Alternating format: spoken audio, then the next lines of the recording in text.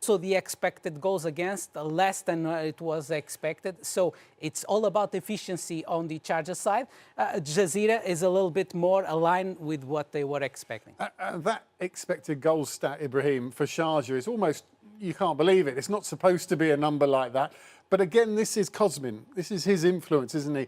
He doesn't like to waste any effort. If you're going to go up the pitch, if you're going to get yourself into a good position and take the shot, make sure it's either going to, it's going to go in, basically. He doesn't like to see any wasted possession in attack. Yes, I believe because two things. First of all, Cosmin tactic is very important for the team. And second, the offensive line of Sharjah is a very powerful one. You have on the right side Caio Lucas, who is very athletic and aggressive on the right side, and he go a lot of time 1v1.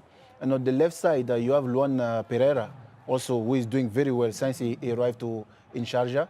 And Paco, I still need to see more from him because I have seen him playing in the Spanish league.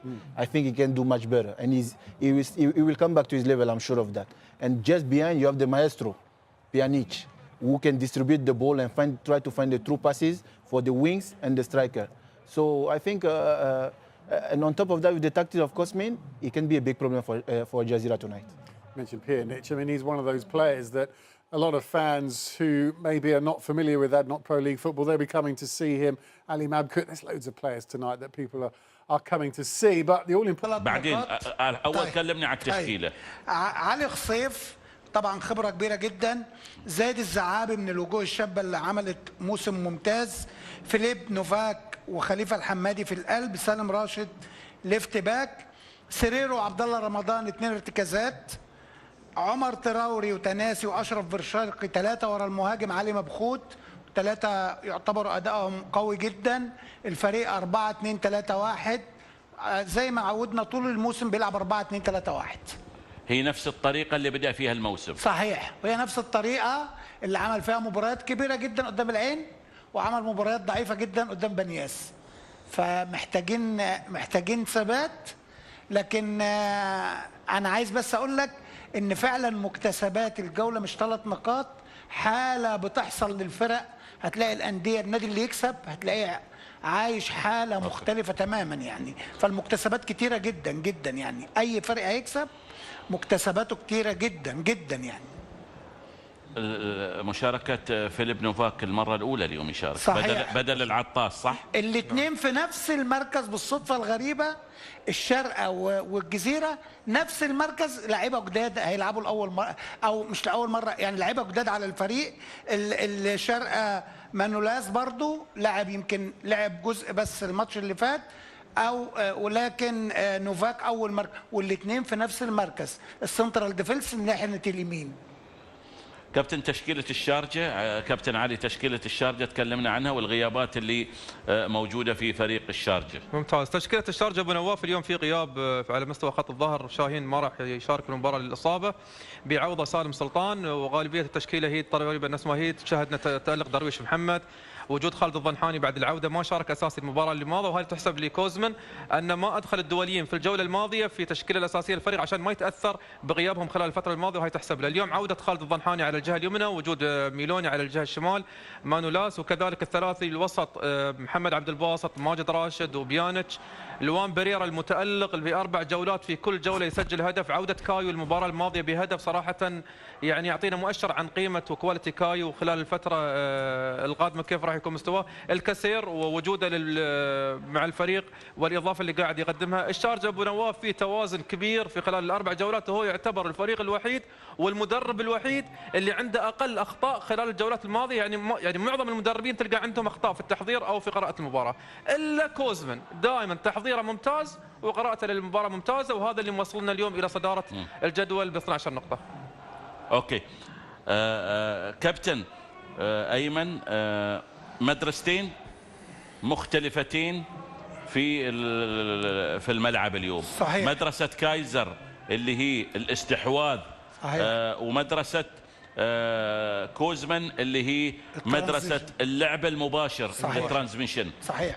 كيف الفريقين راح يواجهوا بعض؟ وهذا الصراع يا ابو نواف احنا الحقيقه بنستمتع بيه من 2009 لحد النهارده. كل المدرسه من المدارس دي بتاخد بطوله، ما حدش متفوق على حد. المدرسه زي ما حضرتك تفضلت، مدرسه كايزر هي مدرسه الاستحواذ والتيكي تاكا وستايل اللعب اللي فيه امتلاك كبير، لكن امتلاك مؤثر مش سلبي. ومدرسه كوزمان هي بتاع الترانزيشن، والاثنين بياخدوا بطولات. أوكي. بنذهب الى فاصل مشاهدينا الكرام، فاصل قصير ونعود اليكم، ابقوا معنا.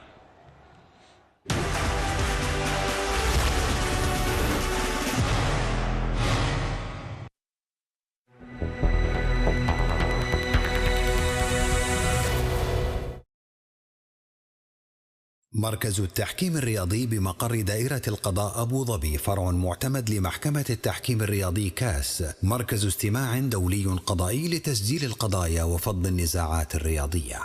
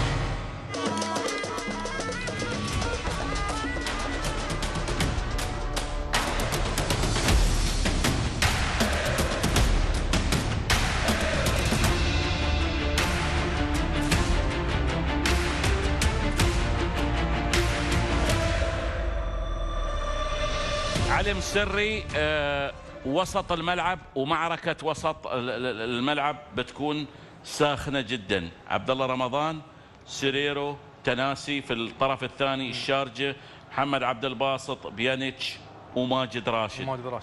كيف راح تشوف الصراع؟ انت اختصرتها ابو نواف. اليوم الصراع راح يكون في منطقه وسط الملعب. الفريق اللي راح يفرض اسلوبه ويفرض طريقه لعبه في المباراه هو الفريق اللي راح يوجد، يعني يقدر يدير المباراه بالطريقه اللي هو يشوفها مناسبه. اليوم الثلاثي اللي موجود في وسط ملعب الشارجه ابو نواف، بيانيتش وماجد راشد وكذلك عبد الباسط، الانسجام اللي بينهم كبير.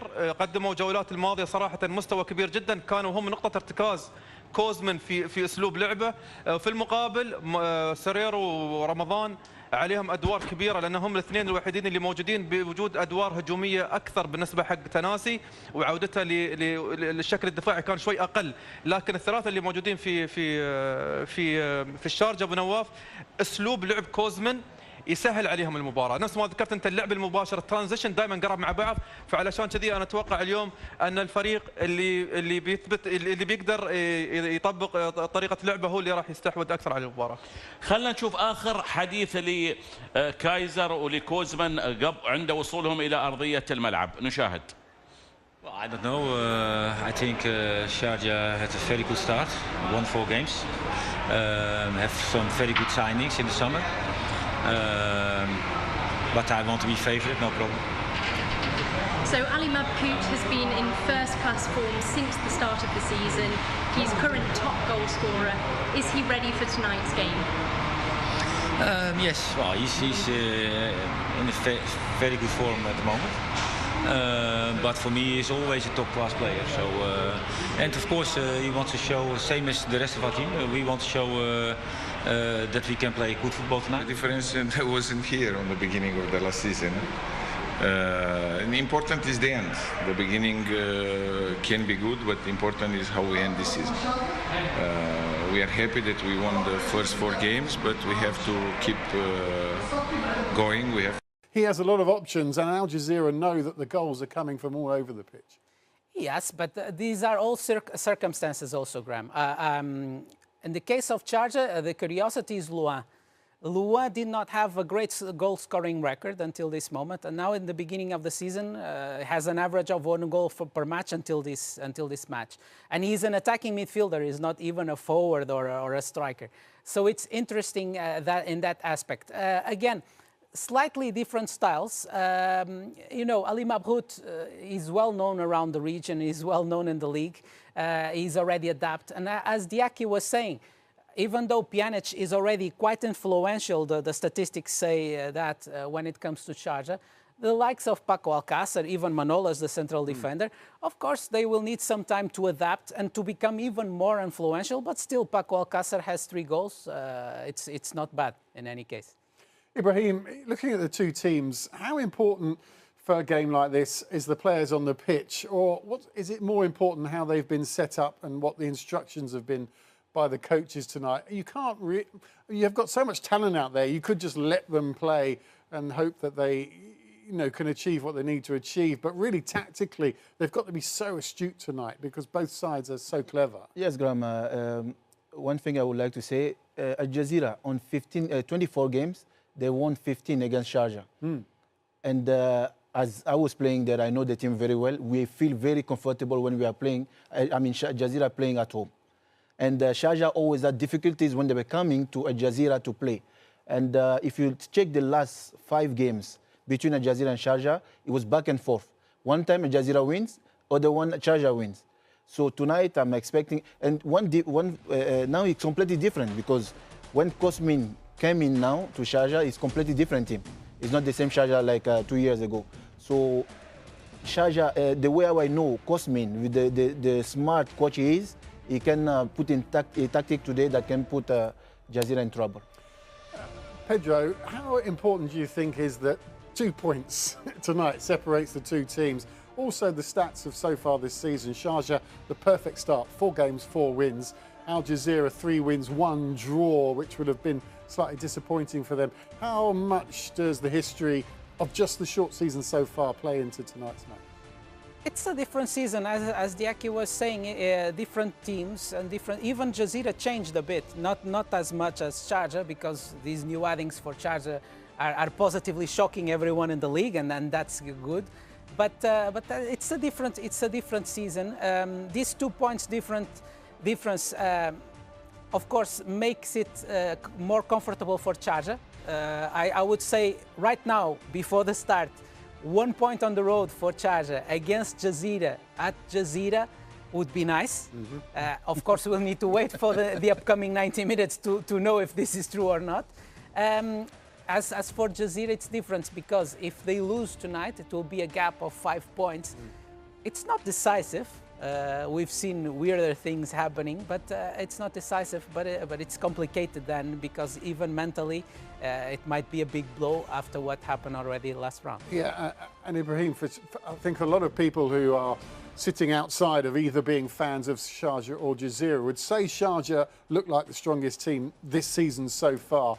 If they win tonight, that's a real open door for them to go on for the rest of the season. Jazeera know that they can't allow Sharjah to win tonight. Of course, it's very important for Sharjah. I don't think they came to Al Jazeera to try to make draw. With the way I know Cosmin, as I say again, he's a very smart coach. He will do anything to put a tactic in place that can put Marcel boys in trouble. And of course, they're coming to Al Jazeera. They know the power line of the offensive line of Al Jazeera, so they will make sure that they don't make a lot of mistakes. Because if you do a lot of mistakes, Ali Mabhout can make the difference. So I'm sure Cosmin is aware of that, and let's see what will happen. It's a very interesting game to see. Certainly will be. Okay, thank you, chaps. We'll be back at half-time, but now it's time to cross over live to the Mohammed bin Zayed Stadium in Abu Dhabi. It is Al Jazeera at home against Sharjah. Your commentator for this one is Brian Murgatroyd.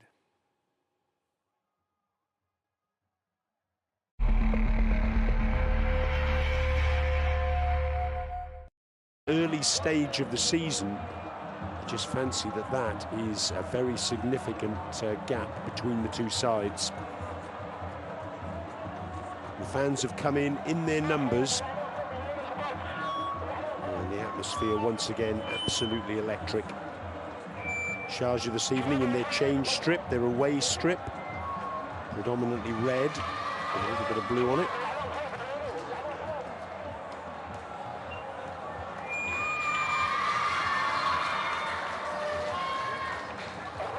I was here for the last home game in the league. That was in round 3 for Jazeera against Al Ain, the defending champions.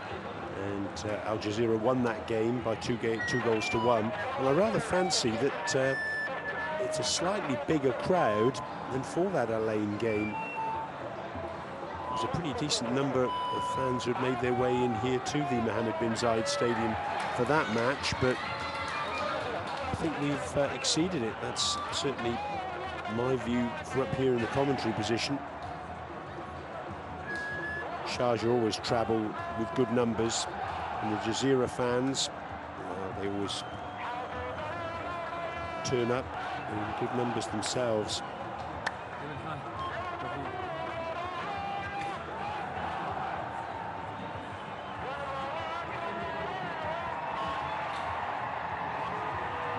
Really good atmosphere here, and pleasing to say that as we move towards winter, conditions become a lot more pleasant for not only the players but also the spectators. Into October now, so the evening temperatures becoming quite pleasant. Ali Kashif, the Al Jazeera captain, captaining the side this evening for Sharjah in the absence of Shaheen Abdullah. Teo Lucas, the Brazilian. Shortly, the teams and the match officials will be making their way out onto the pitch. A pitch which had a little bit of a sprinkle about 20 minutes before the scheduled kick-off. But as ever, here at the Mohammed bin Zayed Stadium, the playing surface in excellent condition. There was some remedial work that was done on it during last season. Jazeera had to play 5 games away from here as the pitch was made ready for the Club World Cup.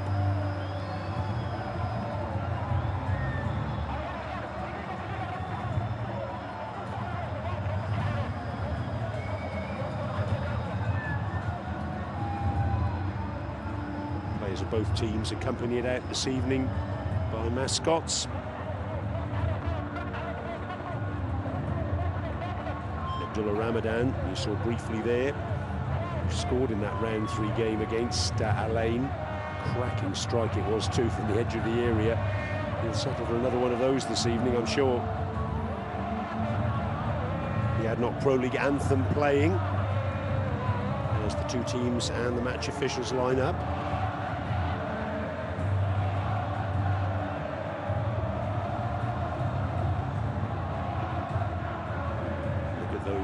Fans, they're the Sharjah fans. Let's have a look at the two teams. Jazeera first of all, and there's one change to the side that drew 1-1 with Banias on the 1st of October. Number 57, Filip Novak, the Czech Republic defender, makes his first start since arriving in the most recent transfer window. Number 6, Mohamed Al-Attas, drops to the bench.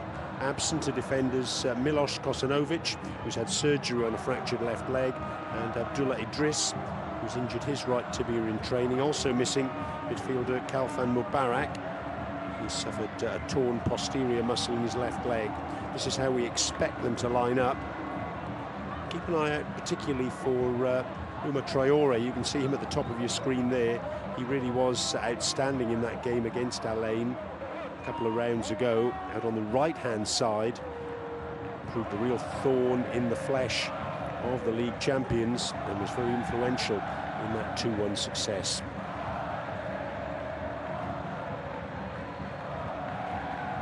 Team photos for the two teams, and there's the two coaches. Marcel Kaiser on the right-hand side and Cosman Oloroyu on the left. Kaiser, the coach for Al Jazeera, Oloroyu, the coach for Sharjah, and he'll know that the one defeat he suffered since taking over as Sharjah coach was against Jazeera. 21 matches he's coached in the league with Sharjah, 17 wins, 3 draws and 1 defeat. It's confirmation of our match officials this evening. Our referee Adel Al Nakbi, it's his 3rd match of the season. He officiated in round 2, Al Batai against Al Wassel. And round 4, Alain against Kalba. No bookings in that match. The only league match so far this season without any cards being shown. Fourth official, Amar Aldubia. He's refereed 2 matches himself this season. In VAR, Mohamed Abdullah Hassan. Let's have a look at the Sharjah lineup. 3 changes for them from the side that beat Corfacan 3-0 at home on the 1st of October. In come number 13, Salim Sultan. Number 19, Khalid Al-Danhani. And the midfielder, number 24, Majid Rashid. But absent are Shaheen Abdullah in central defence, and that's a huge loss. Number 3, Al-Hassan Saleh. And number 14, Khalid Bawazir, dropped to the bench. Greek defender, Konstantinos Manolas. He makes his 2nd start since arriving in the transfer window. You can see him there, number 44. And one of the substitutes, number 30, Usman Kamara, the young Guinea striker. He signed a new deal this week to 2026. Goals galore, you would think, in that Sharjah lineup. They've got Paco Alcácer with 3 goals, and Luanzinho with 4 goals, as well as Keo Lucas, the captain. He's got off the mark with 1 goal this term. Miriam Pjanic will pull the strings in midfield for them. And it's going to be Jazeera who are going to get us underway this evening in the white strip. And they're going to be playing from left to right on your screens in the first half. So off we go. Early touch for Serrero, the South African international, and the ball goes all the way back to Ali Kashif. So much riding on this match this evening.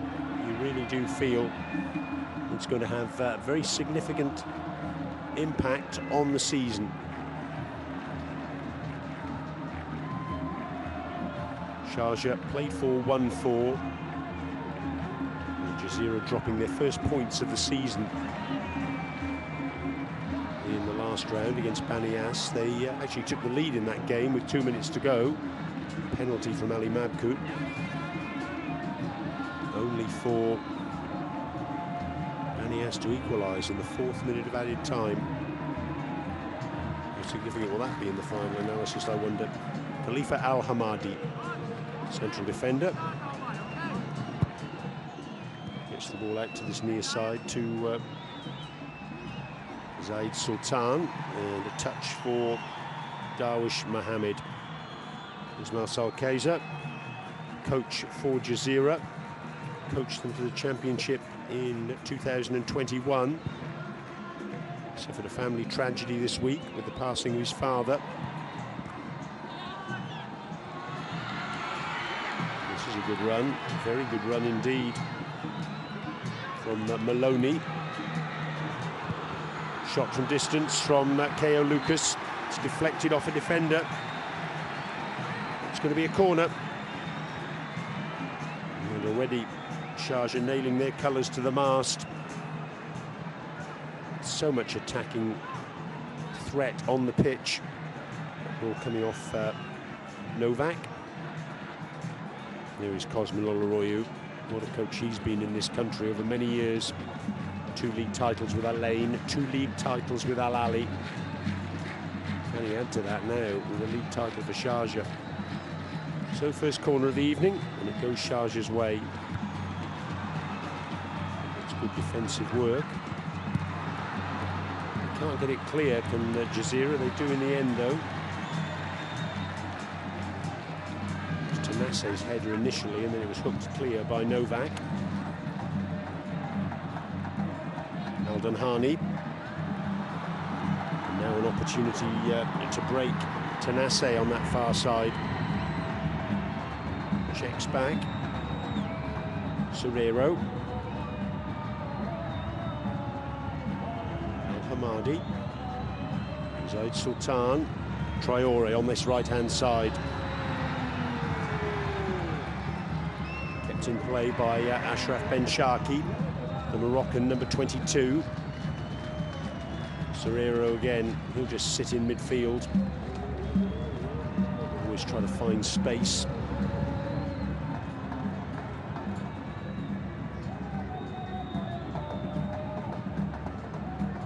Al-Hamadi on the ball, number 5, one of 3 ever presents in this lineup for Jazeera this season. Played every minute of the league campaign along with Ali Mabkut and Ali Kashif.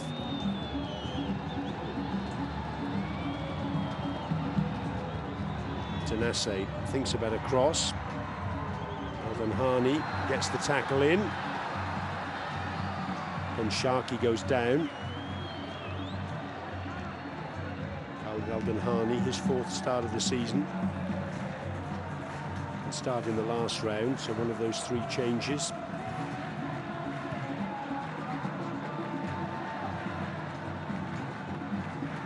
Mabkut came short. Some breakdown in communication there between himself and Al-Hamadi. Here is Khalifa Al-Hamadi, 23-year-old central defender.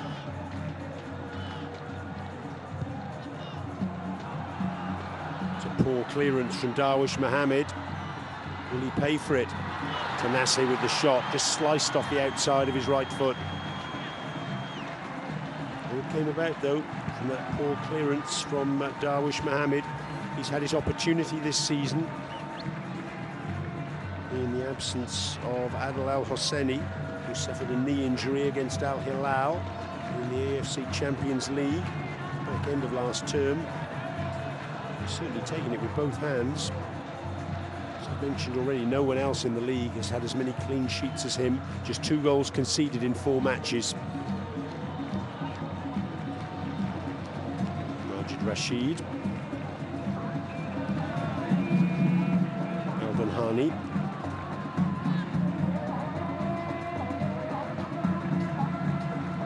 Salim Sultan.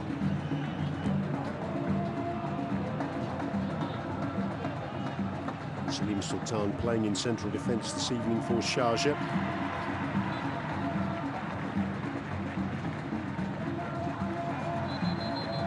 Raji Baji at the top of your screen there. Luanzinho wanting to take that throw in quickly.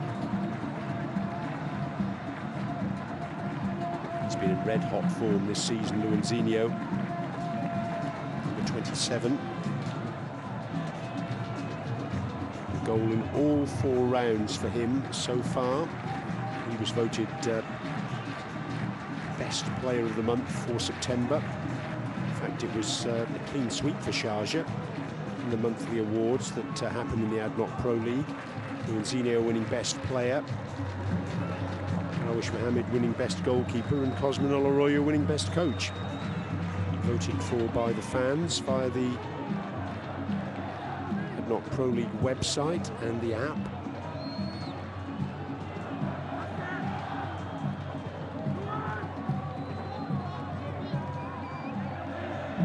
Last season in the head-to-head, Jazeera won the match here in round 18. Traore, Mabkut, oh, that's disappointing.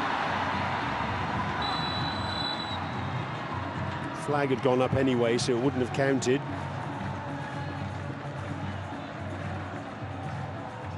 That's why.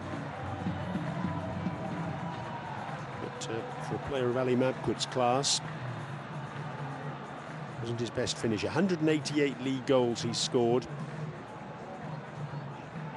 Highest number in the history of the UAE League. He's ahead of Fahad Khamis, Al Wasl with 175. And Sebastian Tagliabue, the veteran, back at Al Wada this season with 174. Keo Lucas with the armband this evening in the absence of Shaheen Abdullah.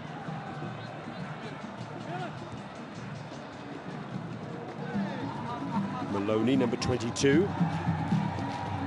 You see at the bottom of your screen there, Marcel Kaiser wasn't too impressed that the throw-in went to Sharjah rather than Al Jazeera.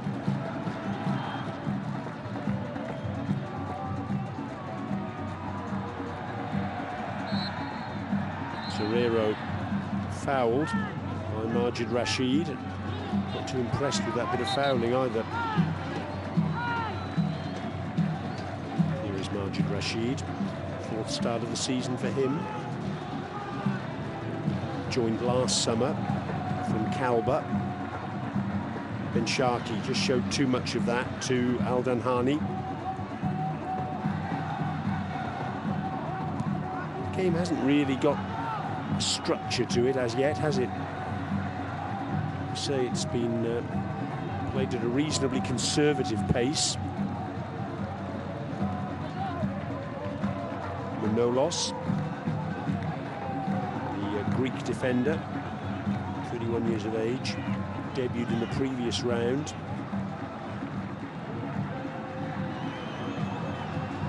Through ball picked up by Alcácer, and Luizinho couldn't quite get on the end of that. Alcácer, arriving on a 3-year deal this summer from Villarreal.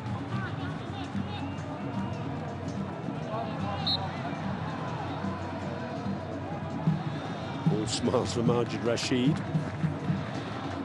even though he was deemed to have fouled Traoré. Actually looks as though he trod on his foot there, didn't it? Zaid Sultan gets the ball out to Traoré, a little give and go, but Zaid Sultan couldn't get back on the end of it. One in the air by Alcácer, does well there. Well done, Serrero. Mabkut got Tanase outside him. Mabkut fancied it, and in the end, that was good work from Manolos, getting the ball clear for the corner. Good run from Mabkut. Couldn't quite bring the ball under control, and Manolos, well, he wasn't going to take a chance. Put it in Rosed. That's the safe option. And it was the right option as well, because as you can see, Serrero was coming through on that one. Abdullah Ramadan with the corner, then the first corner of the evening for Al Jazeera. Just over 10 minutes gone. And we're not getting this clear, Sharjah.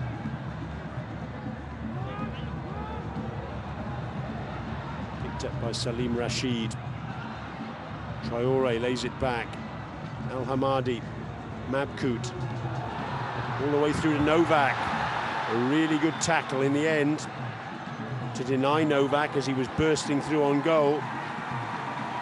Flags up, so it wouldn't have counted. Maloney nutmegged. And then how about that for a terrific tackle from Salim Sultan.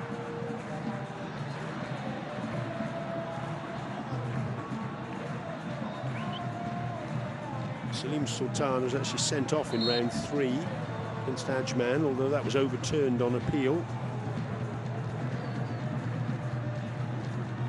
That really was a perfectly timed tackle. It had to be too, didn't it?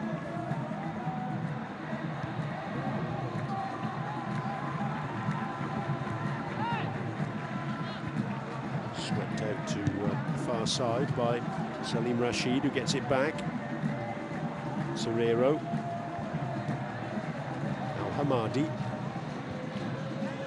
Traoré, Zaid Sultan. Even though Sharjah are ahead of Al Jazeera at the moment, Al Jazeera have actually finished ahead of Sharjah 11 times in the 14 seasons since professionalism started here in the UAE in 2008-2009.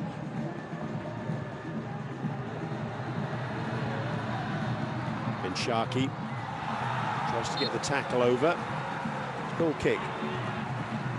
Manolos does well there. Big Greek defender. Get that replay. Perhaps a little bit fortunate that it went his way, Manolos, but what a CV he's got. Ex-AEK Athens, Olympiakos, Roma, Napoli, former Greek international. His name on the global stage in the 2014 FIFA World Cup in Brazil as Greece reached the knockout stages for the first time. K.O. Lucas, that's a poor ball. Mabkut can pick things up. Ben Sharkey back to Mabkut. Oh, that's a poor ball from him then, as he was looking for Ramadan. find him. Eldon Hani now for Sharjah. Manolos, who's been front and centre of the action so far. On this near side, Maloney, the wing back, who's also pretty lethal in terms of dead ball situations.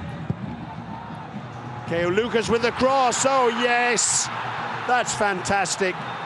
Alcácer with the header, but it was made by the cross, which was absolutely delightful. Sharjah take the lead.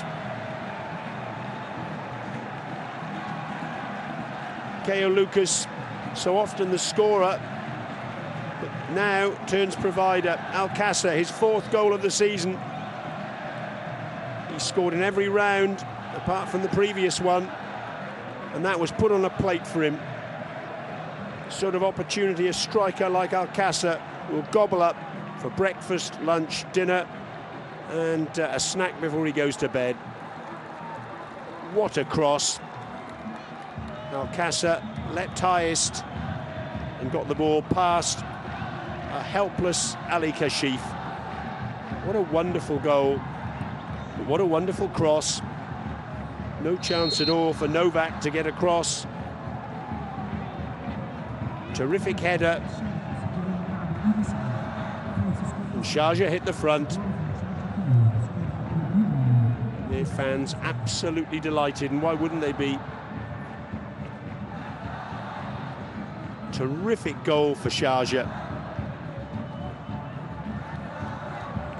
Alcácer, he's made an immediate impact since joining Sharjah in the summer. Now, and Jazeera hit back.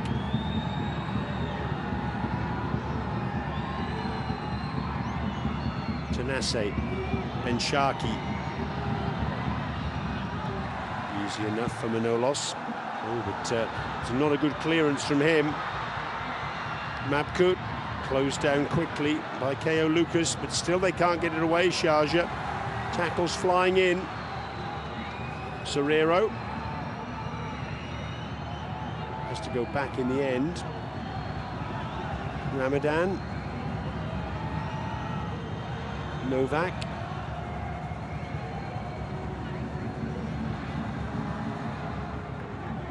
Al-Hamadi.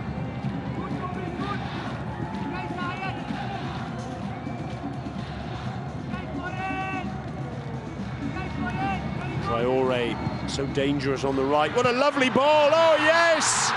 1-1. It's Mabkut, but it's that man, Traore. Well, we've seen 2 really special crosses here in the space of just a couple of minutes. First of all, Keo Lucas dropping it onto Alcácer's head, and now Ali Mabkut latching on to that delightful cross from Traore. I mentioned at the outset of the match how significant he'd been on the right in the game against Al Ain, and he's at it again. Fantastic ball, taking out the 2 central defenders, and there was Mabkut.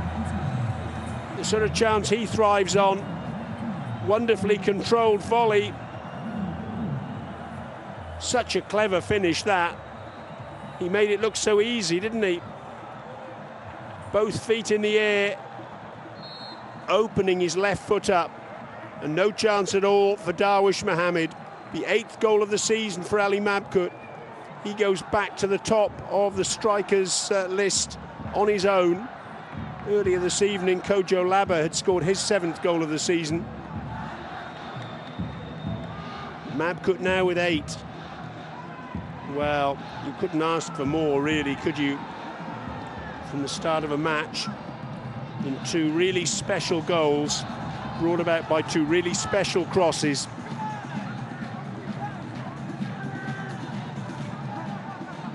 Khalifa Al-Hamadi is down for Al Jazeera.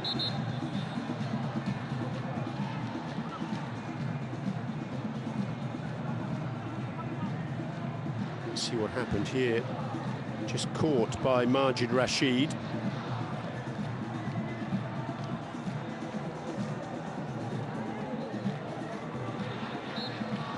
Well, the Jazeera fans, they were quiet for a very short period of time when their side went behind. They're up again now, though. What a great start to this match. Quality there for all to see in those two crosses.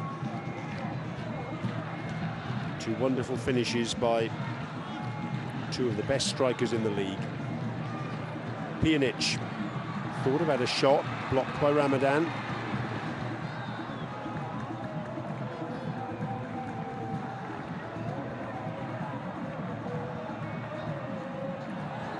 Good work from Tanase, robbing Pjanic. And now Ben Sharkey can burst forward. Tanase now cuts inside, looks for Mabkut, can't find him. The ball still gets to Mabkut. Ben Sharkey thinks about a cross.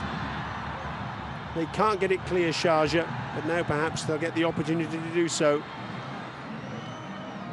Keo Lucas.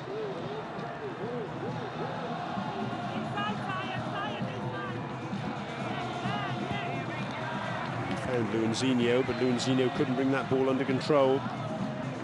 Tempo of the match has certainly picked up now. A conservative beginning. Wonderful entertainment we've seen thus far. Serrero. Mentioned we've seen Kojo Laba score this evening already. Two results from the early kickoffs tonight already. I'll talk about those in a minute. Oh, good save. Darwish Mohammed from Ben Sharkey. And Ben Sharkey demands more from the Jazeera fans. That was dipping in. Good save from Darwish Mohammed. Pushing it over his crossbar. He wants more from his defence. Can't take your eyes off this match. He has been a joy to watch thus far. Corner for Jazeera. Headed away by Keo Lucas, but there was a little bit of pushing there. According to our referee, Adel Al-Nakbi. One of these senior officials here in the UAE.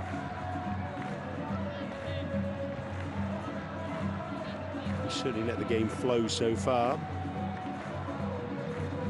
20 minutes have gone already, and it's gone in the blink of an eye, really. Very entertaining watching. Mohamed Abdul Basit wanted more options up ahead of him there. You can see he was a bit frustrated. Pjanic, a long raking ball forward, looking for Alcácer, and finds him. He wants an option on the wing. He's got it now from Luanzinho. Majid Rashid finds Pjanic, always seems to be in space, the number 10. Can't find Alcácer then, though.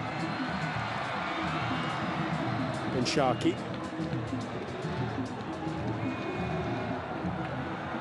Long ball forward, looking for Mabkut. It's meat and drink for Salim Sultan, though. Majid Rashid. Manolos.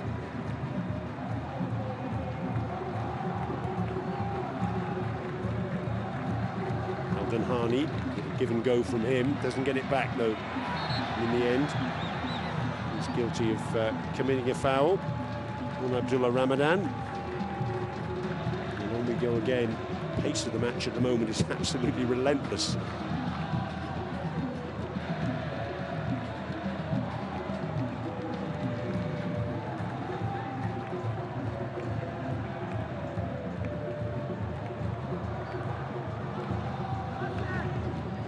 Having to cope with a couple of key defenders. Miloš Kosanovic, the Serbian defender, has had surgery on the left leg that was broken in pre-season. No time frame on his return. I saw an interview with him on Abu Dhabi Sports channel this week. He's had his leg in a pot. He's moving on crutches, so it's fairly safe to say he's not going to be back in the near future. Abdullah Idris as well. He's got an injury to his right tibia sustained in training. He's currently rehabbing. The midfielder Kalfan Mubarak is missing as well. Torn posterior muscle in his left leg. No time for him on his return. So 3 big players missing for Jazeera. You wouldn't know it the way they're playing at the moment, though, would you? Serrero. to this near side, Zaid Sultan.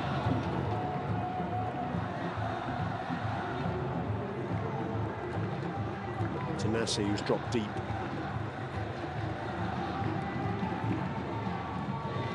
Traore. Gosh, you can still revel in that wonderful cross that he produced. An equally wonderful finish by Ali Mabkut. Goal number 189 now for him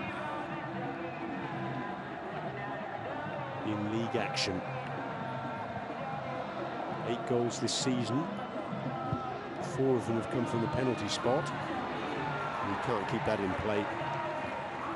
Mabkut's actually missed one from the penalty spot as well. That was in the 4-2 win against Corfacan in round 2.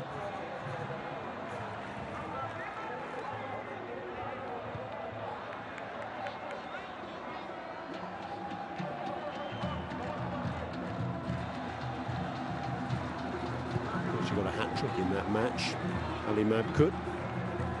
2 of them from the penalty spot.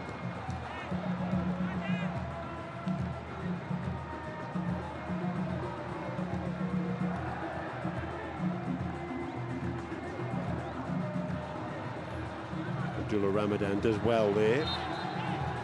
Majid Rashid penalised. Been a good battle, that one already, hasn't it, in midfield? Ben Sharkey hugging that left touchline. Salim Rashid. Ramadan. That's a poor pass from him. Alcassa decides to check back.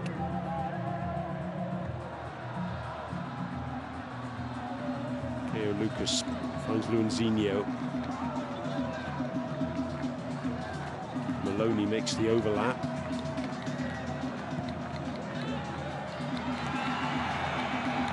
Fair tackle, according to the referee, by Abdullah Ramadan.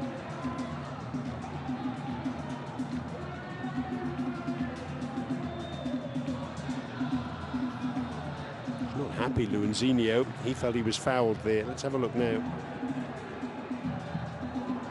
I think the referee got that one right. Remember, he gets one look at it in normal time. Like a pretty good tackle from the replay that we just saw. And I think those Jazeera fans would agree as well.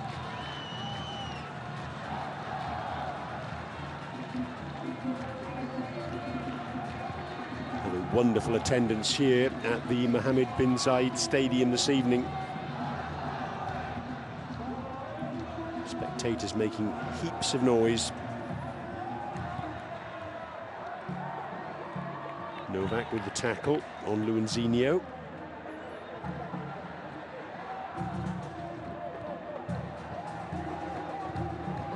Serrero. Released by Majid Rashid. Good pressing this from Sharjah.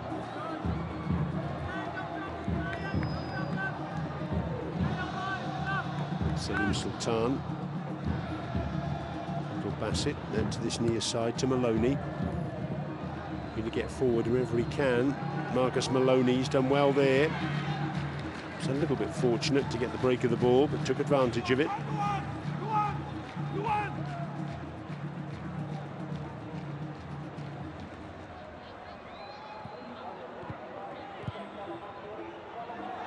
Oh dear, they've hesitated there. Have the Sharjah defence, and Mabkut is through. What a good finish. What a disaster at the back for Sharjah. And Mabkut takes advantage. They all just stopped the Sharjah defence. No one ran after the ball. The only one who did was Ali Mabkut. That is a disastrous goal to concede for the visitors. Al Jazeera were 1-0 down. Now they are 2-1 up. Ali Mabkut's 9th goal of the season, his 2nd this evening. And it was coolness personified as he was confronted by Darwish Mohammed, but he was the only one who seemed to want the ball. They're messing around with it there, Sharjah. No one's moved. Mabkut takes advantage, gets goal side of the defender, and cool as you like. dinks it over the on-rushing keeper. Lovely finish, but goodness me, what a disaster from a defensive point of view by Sharjah.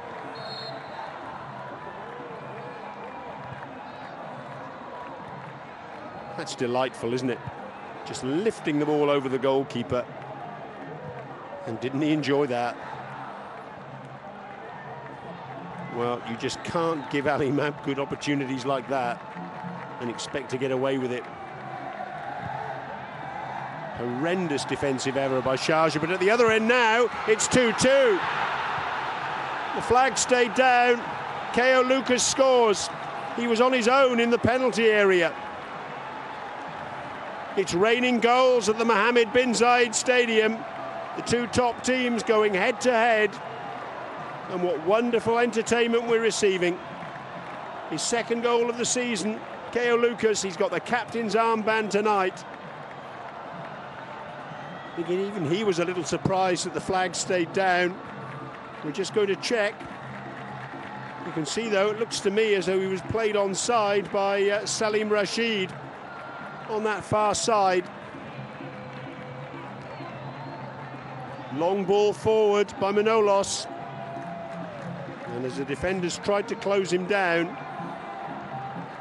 excellent first touch and an unerring finish. Well, it was a hopeful ball forward, really, wasn't it? But goodness me, another disastrous defensive error. Salim Rashid. Oh, and suddenly it could easily have been 3-2. The flag's up on that far side. Alcázar just beyond the last defender. There's confirmation that it was Salim Rashid playing Ko Lucas onside.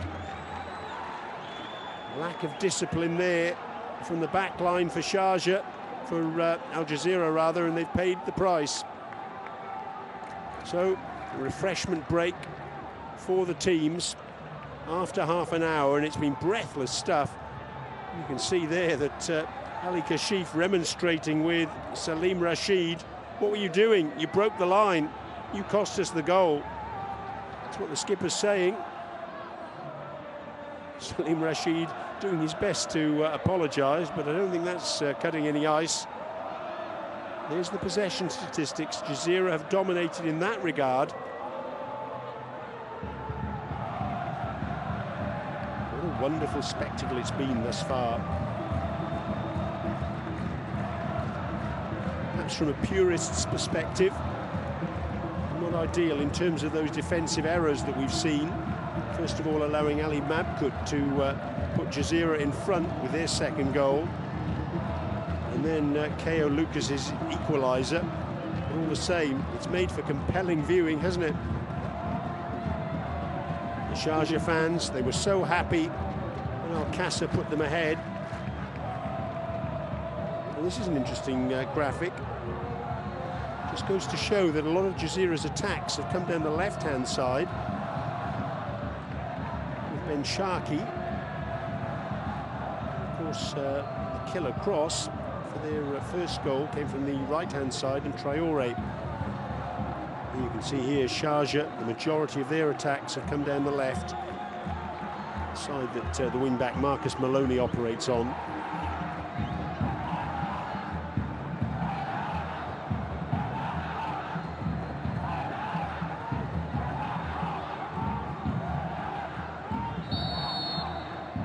Off we go again then.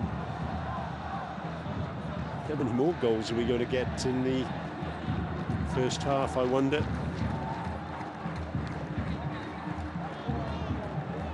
Well, wherever you're watching this, I hope you're enjoying it. It's certainly been an entertaining view so far, hasn't it? Top two sides going head-to-head in the ADNOC Pro League, and it's not disappointed thus far. Novak. Made his debut in the last round as a substitute. Played 24 minutes against Banias. And arriving a couple of weeks ago from Fenerbahce. Also played in Turkey for Trabzonspor. Traore thought about the early cross. Madkut trying to get the ball back to him, couldn't do so. Zinho trying to get the ball forward. Well, plenty for the coaches to reflect upon so far. Not all that positive. Certainly the defensive errors that produced goals 3 and 4 of the evening.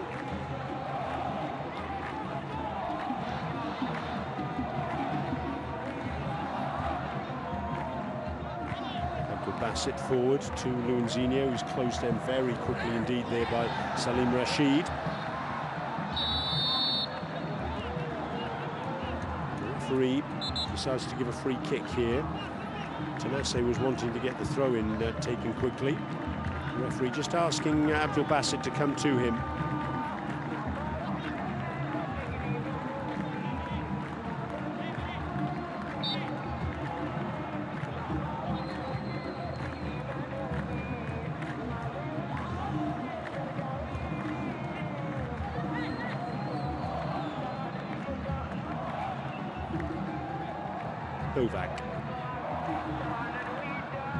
Again, good pressing this from Sharjah. It's gone all the way out. The clearance from Ali Kashif.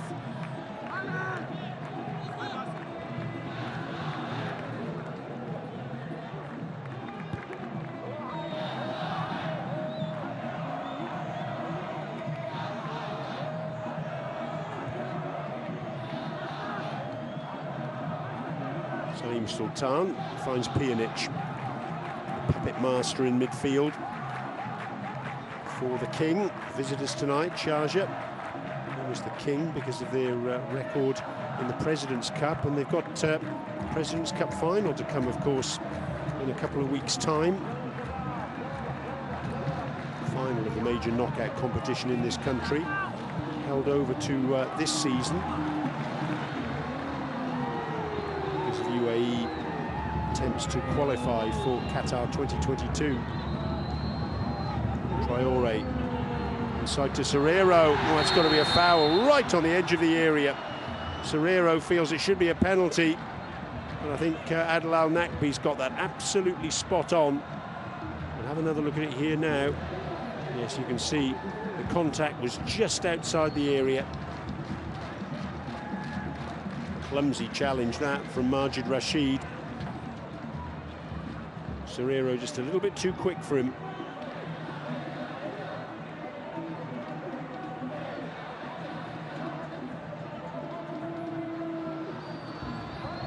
So a free kick in a really good position here for Al Jazeera. A couple of players over the ball.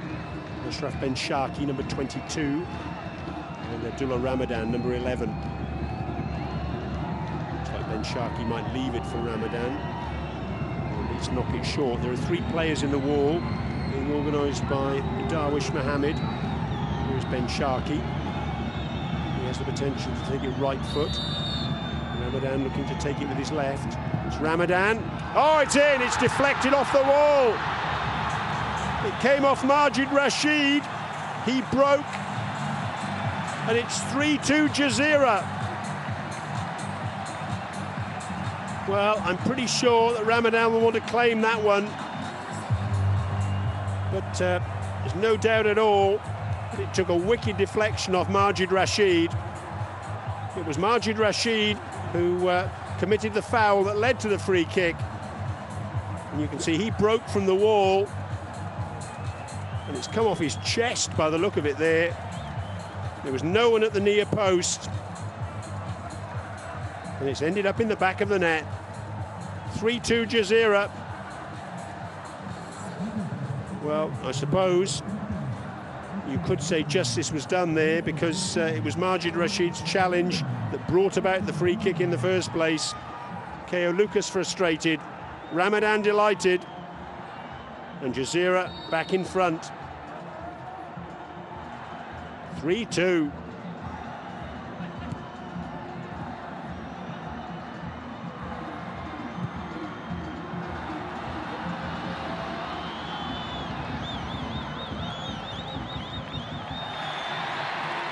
It's going to be a corner, conceded by Manolos.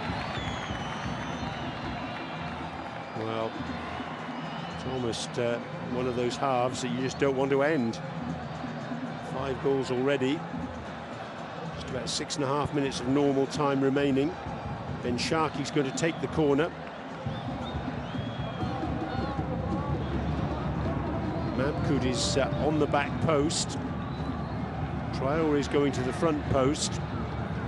3 players around the penalty spot for Jazeera. And in the end, that's easy enough for Darwish Mohammed. Well, Khalifa Al-Hamadi is down. I think he felt he was fouled there as that ball was coming across. Serrero with the tackle. He's done really well there. Finds Ben Sharkey. Al-Hamadi is still down in the penalty area. Oh, and it's just headed wide. Mabkoud felt he was fouled there as he was trying to get up for that header. And all this was taking place against the backdrop of Al-Hamadi being down after being challenged by Mohamed Abdul Basit. Ball floated towards the back post.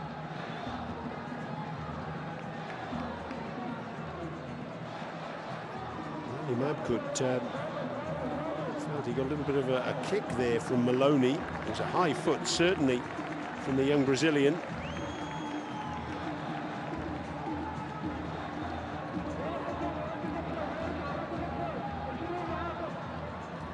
This was Mabkoud's second goal.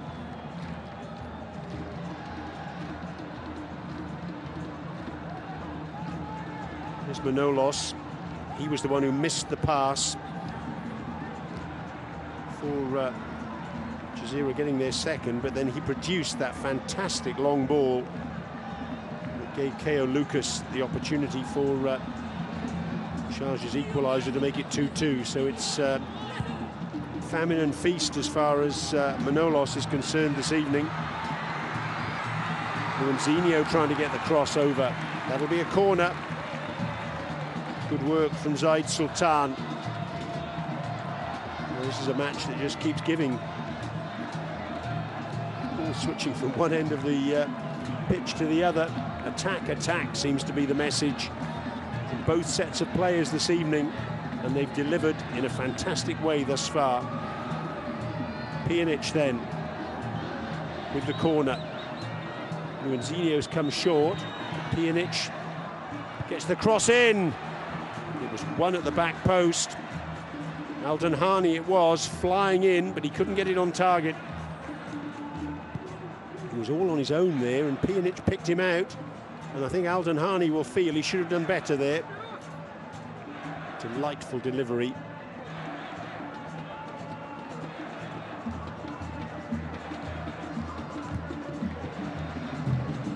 The noted goal scorer, Khalid Al-Danhani.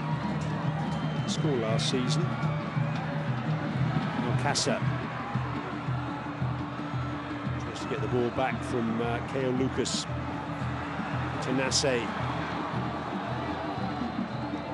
Traore below our commentary position. It's good defending. Good work from Maloney. Plenty for the two coaches to talk about to their players at half-time, I'm sure. Not all of it complimentary, I'm sure. It's been such an open game, but it's been thoroughly entertaining, hasn't it?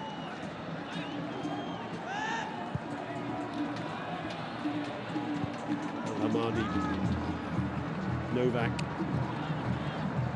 Salim Rashid.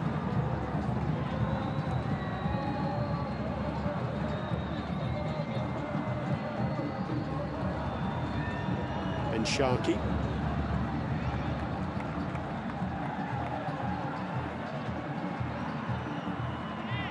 Rashid felt that throw-in should go his way. The referee disagreed. Salim Rashid. He'll be feeling a bit better now. His side's ahead once more. His mistake leading to that second goal for Sharjah. Maloney gets the header away from Mabkoud. He picks up the scraps now on this near side.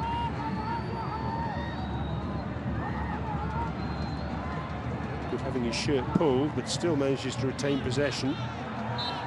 Down goes Luanzinho, fouled by Traore.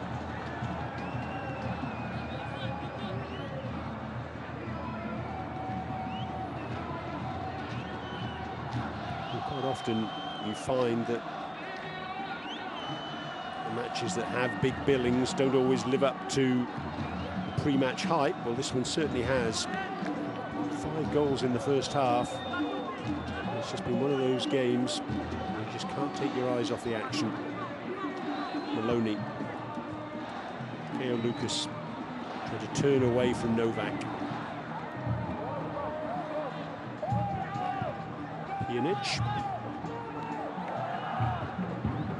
Manolos, long diagonal ball, looking for Luanzinho, who slipped. Zaid Sultan happy to let that ball go out. Manolos, getting a frustrated figure there.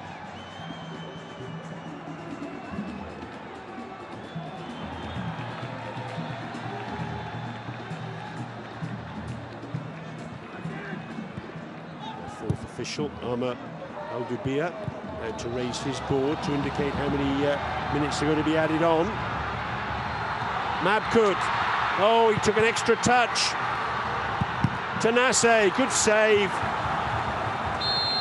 Could so easily have been 4-2. The flag was up though, so it wouldn't have counted.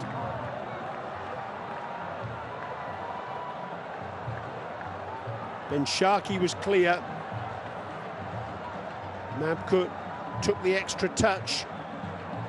Block on the line by Alden Hani, and then a really good save from Darwish Mohammed, but it wouldn't have counted in the end. But again, wonderful flowing football from Jazeera and appreciated by their coach. Minimum of 4 minutes to be played then at the end of this breathless first half.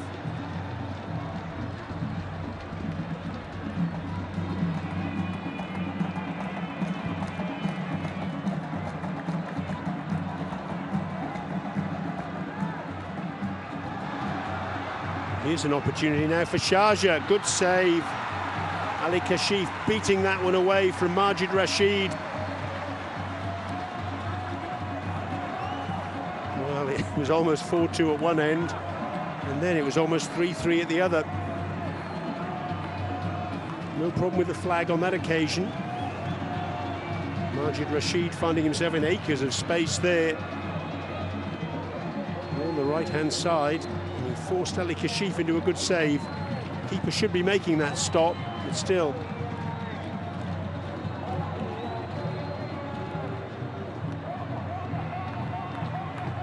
Mohamed Abdul Basit.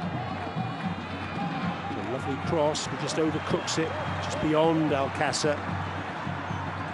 Ali Kashif covers it, gets it forward towards Serrero on this near side. Mabkut. It's a lovely weighted pass looking for Traore, and the corner's conceded by Manolos. What a ball that was. And Manolos across to tidy up.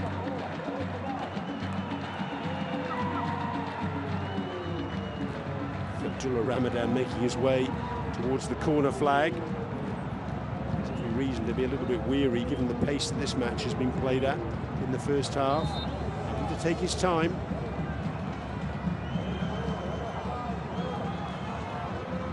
Three players for Jazeera inside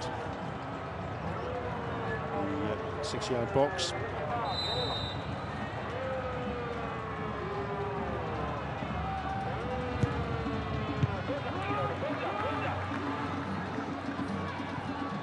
Well done by Serrero.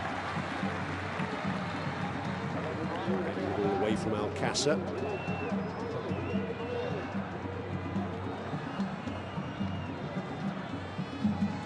Wry grin from Cosmin Oloroyu. Yes, it's not the sort of half of football that's guaranteed to make a coach have pleasant sleep. It should be a corner. The goal kick's been given actually by the referee. And Sharkey was challenging for that ball.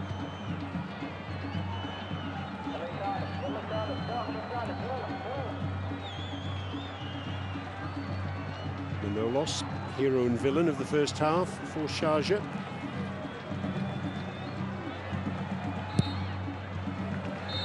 And that's the end of, well, an absolutely terrific half of football. 5 goals, great entertainment. The lead changing hands. And in the end, Jazeera, the hosts, go off with the advantage. 2 goals for Ali Mabkut. And they came after Paco Alcácer headed Sharjah ahead with a fantastic effort, getting on the end of Ko Lucas's cross. That was on 14 minutes. Mabkut then popped up, first of all latching onto a Traoré cross with a wonderful volley. Mabkut then taking advantage of indecision in the Sharjah defence to make it 2-1. Ko Lucas then latched onto a long ball from Manolos on the half hour to make it 2 apiece for Abdullah Ramadan's free kick, deflected in off Majid Rashid, gave Jazeera the advantage. There are the statistics from the first half. Jazeera bossing possession. And in terms of the score sheet, they're the ones.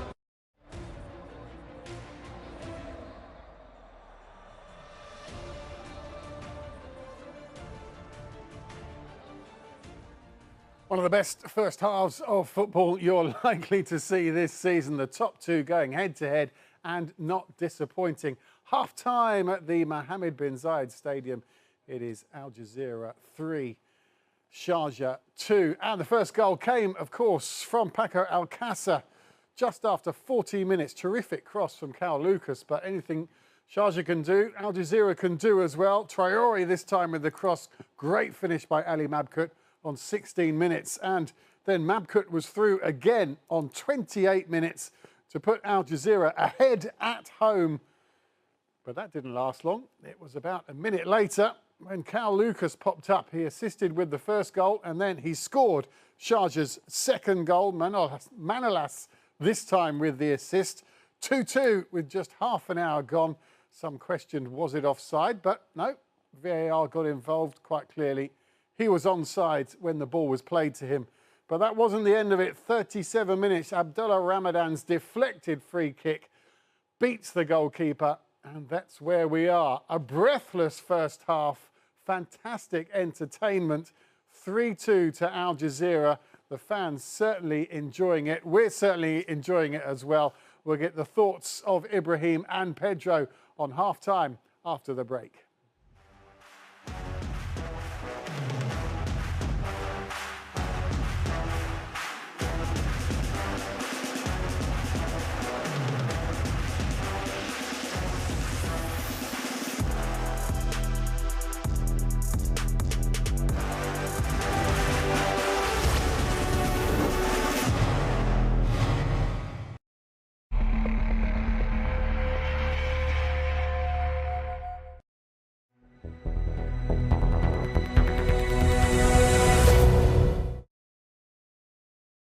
مركز التحكيم الرياضي بمقر دائرة القضاء أبوظبي، فرع معتمد لمحكمة التحكيم الرياضي كاس، مركز استماع دولي قضائي لتسجيل القضايا وفض النزاعات الرياضية. حان الوقت لحدث طال انتظاره، لنشهد معا اللحظات الحاسمة ما بين الفوز أو الخسارة، لمهاجم أحرز أو مدافع أخفق،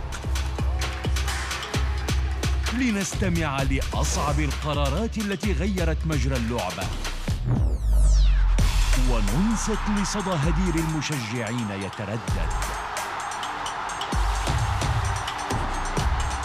قصصاً لم تحكى وأسراراً لم تعلن عبر منصتنا الأسبوعية، حيث نسلط الضوء على أهم أحداث وأدق تفاصيل الدوري الإيطالي الممتاز من أبوظبي وإيطاليا.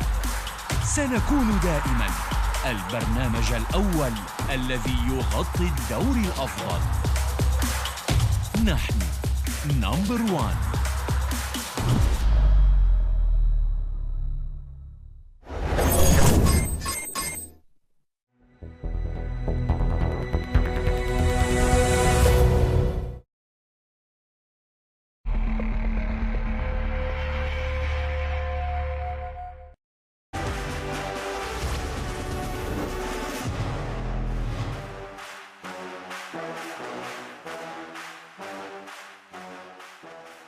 Welcome back, and what a first half we've seen at the Mohammed bin Zayed Stadium. Al Jazeera lead Sharjah by 3-2, 5 goals in the first half, quality goals as well, as the top two in the ADNOC Pro League are not disappointing. Pedro, breathless stuff, we all need a little break. What fantastic entertainment. Talk about being a neutral, and if this is your first experience of ADNOC Pro League football, what a match to start with. Yes, Graham. We really need to breathe. A football feast. Yeah. This first 45 minutes, a football feast. If you just join now, this is the ADNOC Pro League, by the way. This is as good as it gets. It might get even better by the looks of it for the second half. 5 goals, lots of good action, some crosses that remind me of David Beckham. Yeah. Before the match, we were talking about Mourinho, about Coach Cosman. Some of these crosses remind me about David Beckham. I'm really eagerly looking forward to the second half. Okay, let's go through the goals then. Ibrahim, you're a striker. You'd have been licking your lips with these kind of deliveries coming in, wouldn't you? Let's start with the first one, Paco Alcácer's goal for Sharjah, 14 minutes. Talk us through what a cross from Cal. Yes, this is what I was expecting from Paco Alcácer, and also I was expecting that from Caio, to try to call the ball in the space. And look at, you can see the way our Alcácer going between the two defenders. I think it's something that the coach maybe already explained to them before coming to the game. Because if you see the 2 goals, they're both from the crosses behind the defense. And the 2 strikers that are there, Ali Mabkout and Alcácer, they understood that they have to be call the ball behind the defender to try to score the goal. Beautiful cross and beautiful finishing. Beautiful header. Stat fans, that's the first headed goal from Sharjah since 2018. What a finish. He had to really leap up there, but then still keep in control of where he's going to direct the ball, Pedro. Yes, as the players start to play more and more time together, they will start to understand the movements and they will start to know where the strikers will show up. In this case, look at where Ali Mabkout is. Again, he's going to hide in the blind spot of the central defender. Of course, the central defender on the other side would maybe have to approach a little bit better, but he's hiding somewhere in the blind spot of the first central defender at the near post. But the delivery, many credits to this delivery by Traoré. Again, reminding me of David Beckham, the way he did it. Reminds me of a goal by Eric Haaland that he scored in the Manchester derby last week. Terrific finish. That was the first time really Ali Mabkout got an inch of space, Ibrahim, as well. Yeah. As I was saying before, Ali Mabkout is a very smart striker. He knows when to move, how to move. And you can see on the goal, of course, with the enough experience, he could touch the ball in the right place on the left corner. But, yeah. And now the third goal, and a mistake. It's probably the only mistake we've seen from any player in the first 45 minutes. As I was saying before, Ali Mabkout, you cannot make mistake. If you make small mistake, he will finish it. He has the ability, he has the technique, he has the speed to finish the action. But, this kind of action can happen sometime because I think it was misunderstanding between Manolas and Pjanic. But, but a really amazing game to see, like 3-2, 5 goals in the first half. Beautiful game. I think the second goal by Mabkout, he scored with the foot, but I think it's all created with his brain. Yeah. His sharpness, the way he's focused into the game. Because he regains the possession, even though it's a passing mistake by Pjanic, he regains the possession in the middle of 4 or 5 players from Sharjah. So he's really, really sharp and always looking for a break, and he took it. 29 minutes then, just a minute after Ali Mabkout had scored to put Al Jazeera 2-1 up. Cal Lucas gets Sharjah back on level terms again. And deliciously taken with his bit of control there. Takes his time as well, doesn't panic. He knows defenders are now suddenly closing in on him, but he just waits for the ball to get to the right position to smash it home. You see, I think, as I was saying earlier, both coaches, they know the weaknesses of the opponents, because most of the goals you can see that they put the ball behind the defense. You understand? So I think the Caio, for example, the way he's calling the ball behind the defense is making difference. And Traoré also, on the other side, is trying to do that. And Ben Sharki also, from his side, trying to do that. I think if they continue like this, we might see more goals. Lucas's second of the season. That's Ramadan's second of the season as well. A bit of luck. Came off the wall, but they all count. Goalkeeper stranded anyway. Yes, and other thing I've noticed throughout the first half, Graham, was the fact that every time Serrero was on the ball, usually number 24 from Sharjah, Majid Rashid, was close by.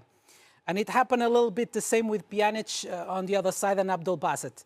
Every time they were on the ball, somebody from Jazeera was closing down on them. But as Diaki said, Diaki was saying something that I found very interesting also.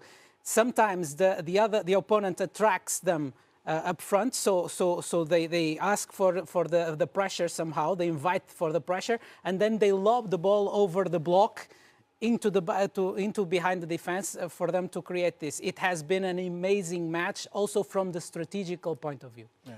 Thank you very much. Well, it's an amazing first half. First 45 minutes to savour, that's for sure. Remember, whoever wins this match will go top of the ADNOC Pro League tonight. And the second half, you do not want to miss it. It's coming up next.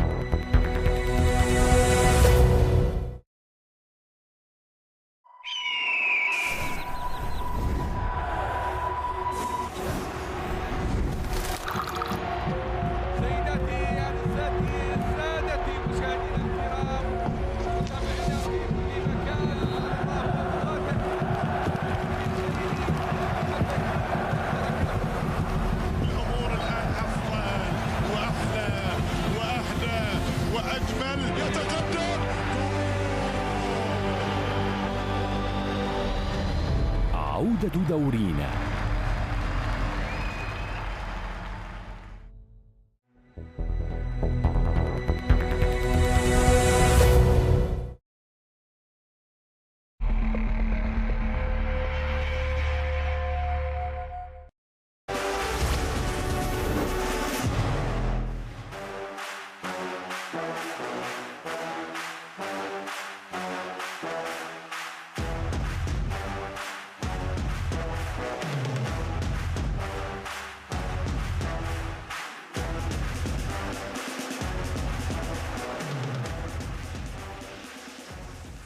Welcome back live on Abu Dhabi Sports. The second half of Al Jazeera against Sharjah about to kick off. Chaps, what are they saying at half-time, their last instructions? Are they making changes, Pedro?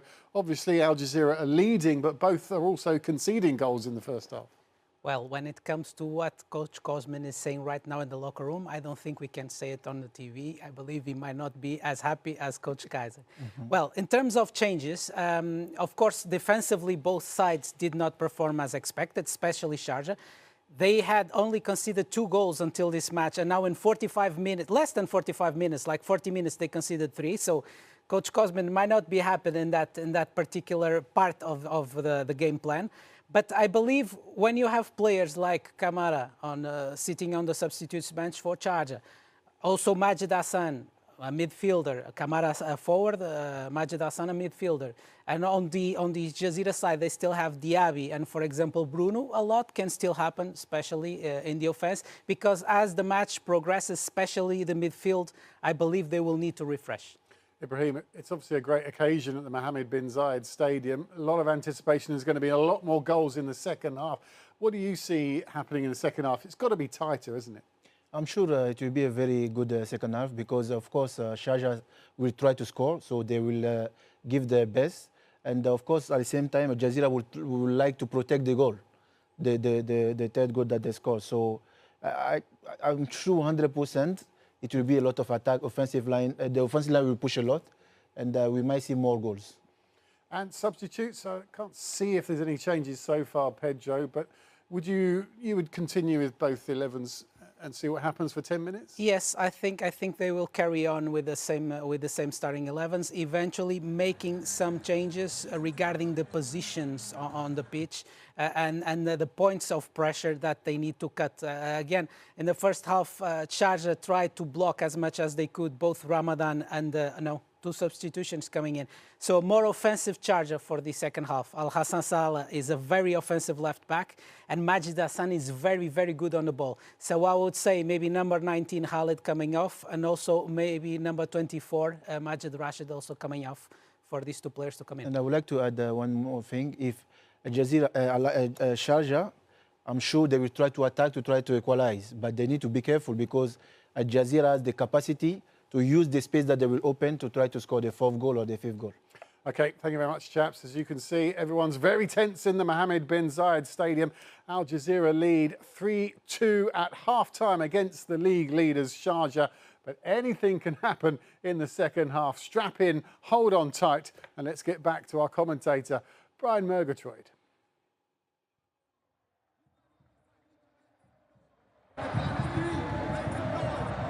What a first half that was then, with Sharjah taking the lead through Paco Alcácer.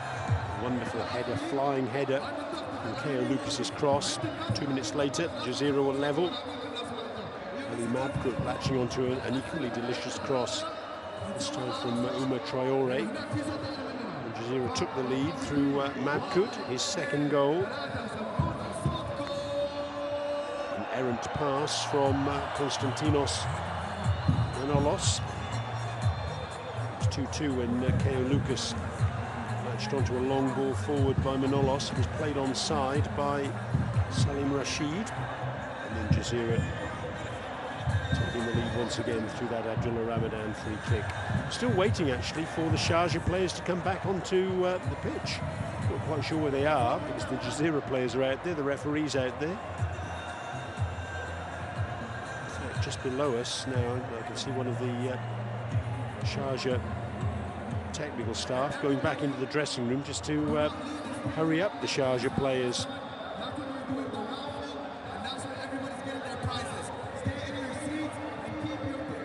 Fans have had some wonderful entertainment though. I think this has been one of the most entertaining matches we've seen this season.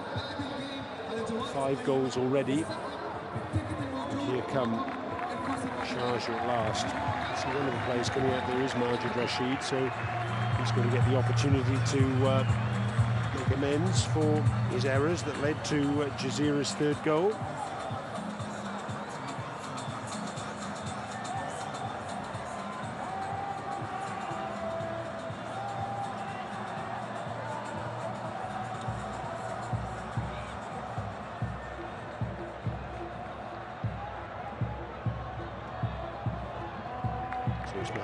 Bassett, who's gone off. Majid Hassan has replaced him. And it's Khalid Al-Danhani who's been replaced by Al Hassan Saleh. So fullback for fullback there.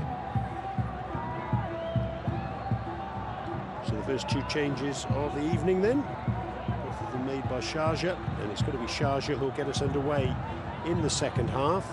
In their change strip, their away strip. Outfit with some white trim, a little bit of blue in there as well, and they're going to be playing from left to right on your screens in this second half. So 3-2 to Al Jazeera. Wonderful entertainment in that first 45 minutes. Is there more to come, I wonder? A reminder that last season 2 fixtures between these 2 sides in the league yielded 4 goals, 2 home wins.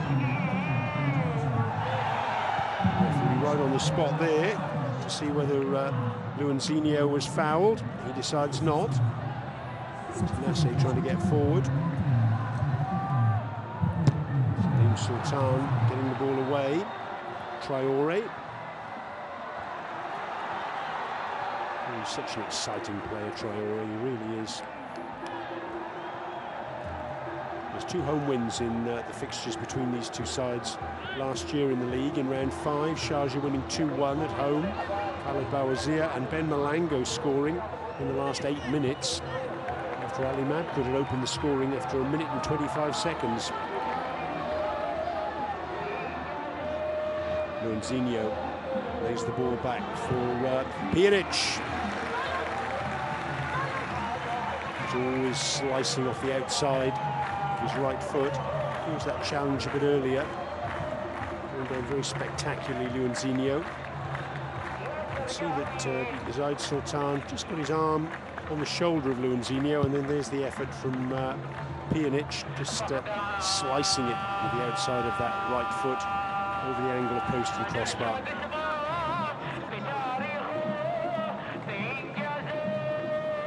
As these two sides met here in round 18, Jazeera's goal won that match 1-0, scored by Bruno d'Oliveira after 38 minutes.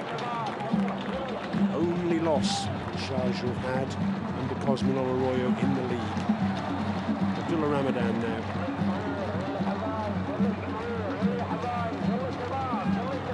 Pass is short. Ben Sharkey. Maloney cutting it out.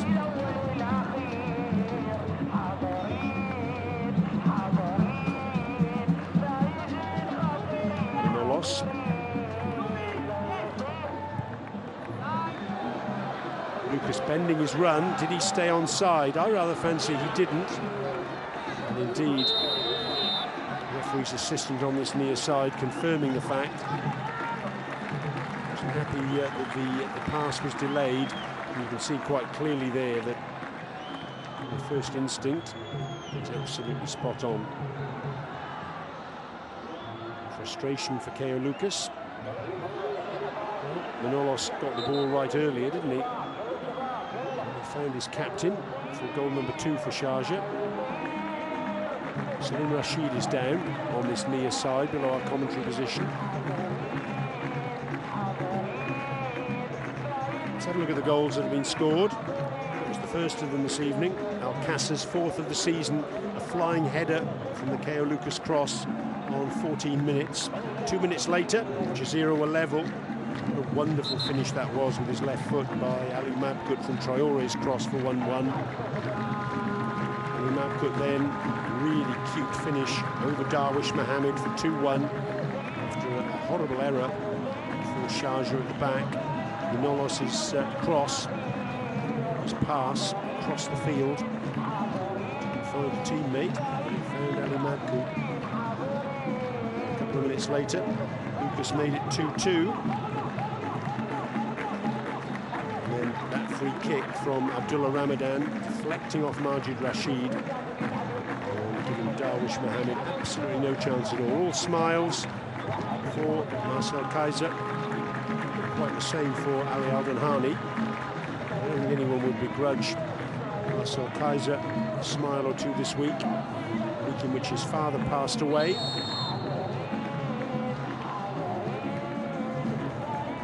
Salim Rashid going off the pitch.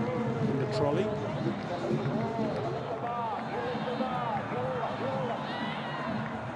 Pulling away with Caio Lucas, and you can see he's just clutching his right leg there, it appeared. And as a result, he's not able to continue. So the change is made. Mohamed Al-Attas coming on in his place. First change of the evening then for Jazeera. Mohamed Al-Attas actually started every game this season until this round of matches, although he had been replaced 3 times. 25-year-old defender.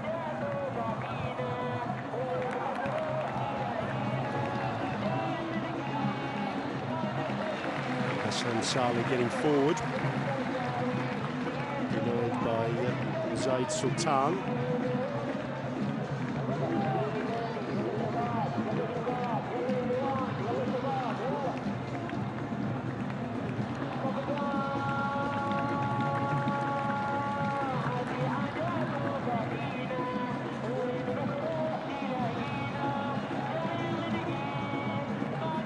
2 matches have already been played in this 5th round of the Admiral Pro League. Play the advantage, says the referee. This is what we're doing here. Ben Sharkey loses the ball in the end. Alcassa, give him a go from him, but led by Al Hamadi. The ball was won by Majid Rashid, the referee, right on the spot.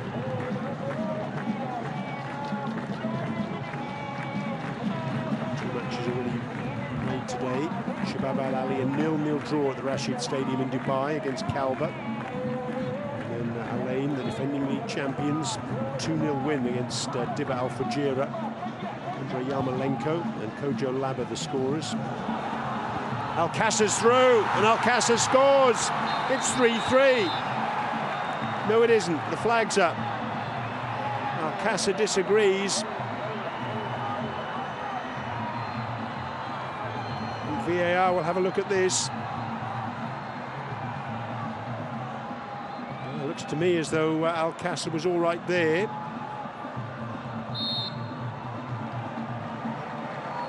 See, Alcassa's okay there, but the man who played the ball to him was in an offside position when the ball was played to another player. So Alcassa it was, who was perfectly well onside, no problems there, and that's why he was gesticulating to the referee's assistant on this near side, but he hasn't got the benefit of the replay that we've just seen. And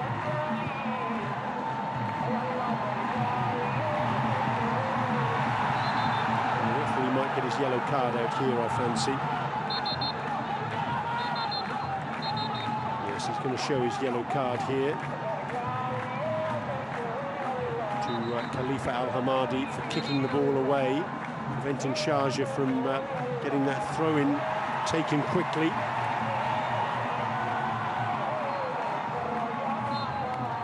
Second booking of the season for Khalifa Al Hamadi.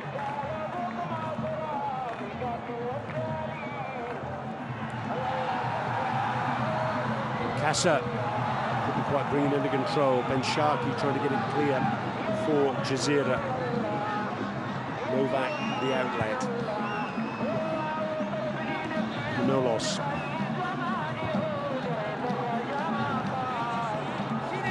There's a player down.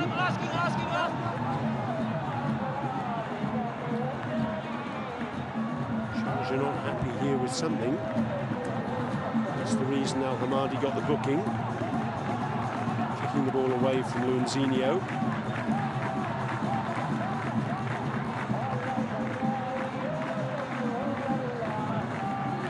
Okay, and Lucas, he's the player down, the captain, after that challenge from Ramadan.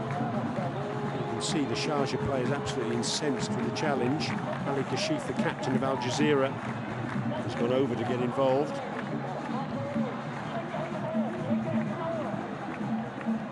Let's see what K.O. Lucas is saying there. Doesn't have to be a lip reader to work it out. He's not happy. Hamadi putting his sixpence worth in as well.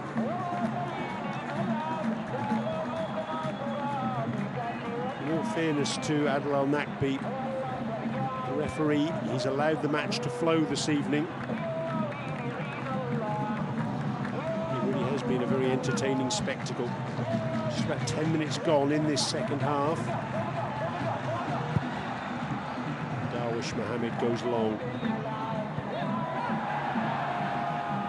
Luanzinho goes down. He feels he was fouled.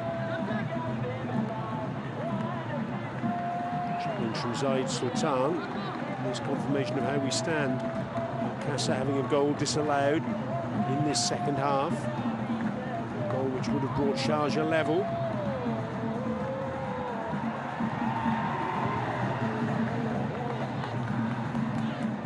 Trial rate not able to bring that under control. Majid Rashid. There's Luanzinho. Shot from Maloney. Still battling for the ball. In the end, doing so illegally, that challenge on Novak, not to the referee's liking. Just getting a little bit heated now all of a sudden.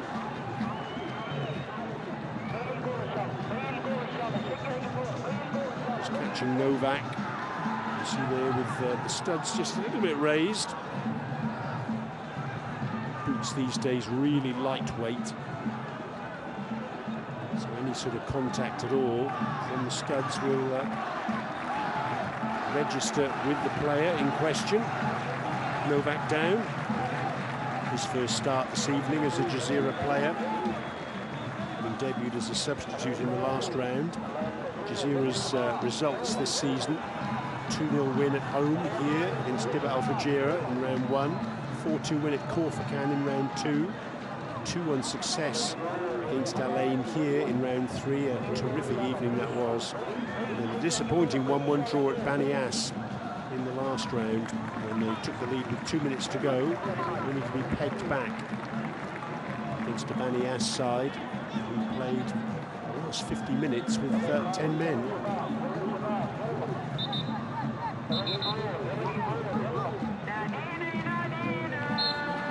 Another change has happened for Sharjah. You can just see there Majid Rashid, the top left-hand corner of your screen, has gone off. Khalid Bawazir has come on in his place. So 3 changes now for Sharjah. Bawazir, midfielder, 27 years of age, made just 1 start this season in round 4, the previous round. And this is his 4th substitute appearance of the season.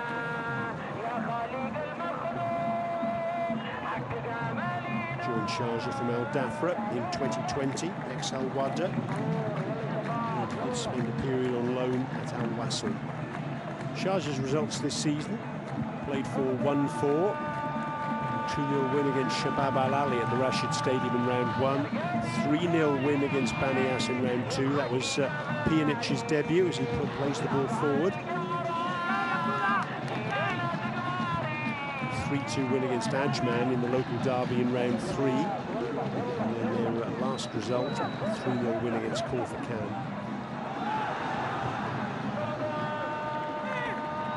It's gone out.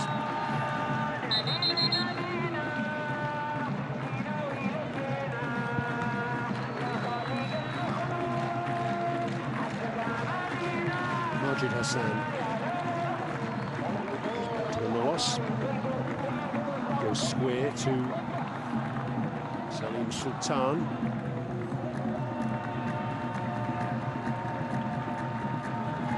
Nawas again. Got an option out here on the near side, which he finds. It's Maloney. Gets a shot in. It was a decent strike, but it was always just going wide of Ali Kashif's upright. Just fashioned the opportunity by cutting inside on his left. Just dragged it wide though, didn't he?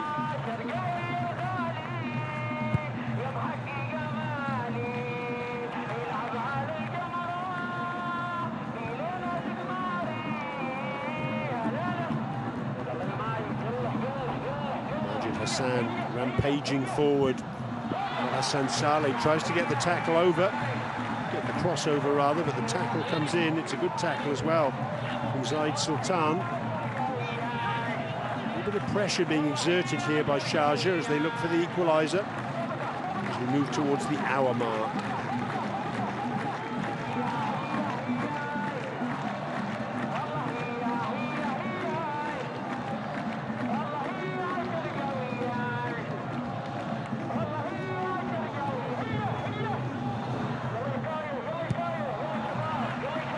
Sharky happy to get it anywhere.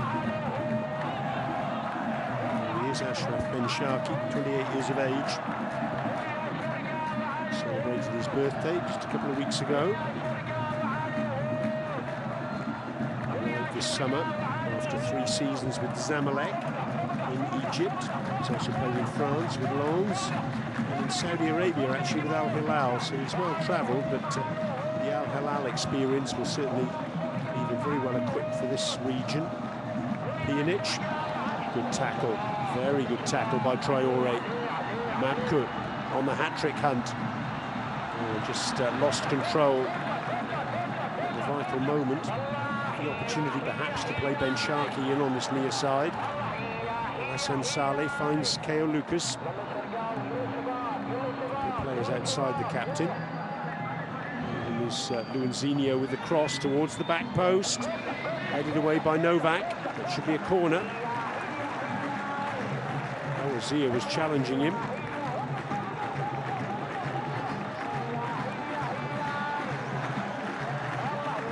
Pjanic then will take the corner right-footed. Thought about a short corner there to Abuظbي. It's against it in the end, though. It is taken short. They're all asleep here.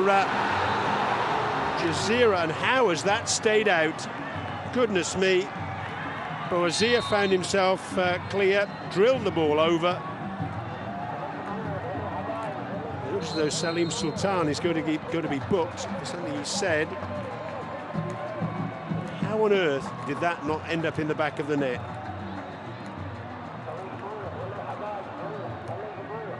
It's an absolute mystery, that. Let's have another look at it here. Corner was taken short, thumped across, and it hit Alcácer in the shins. And then somehow it eluded Luanzinho on the line.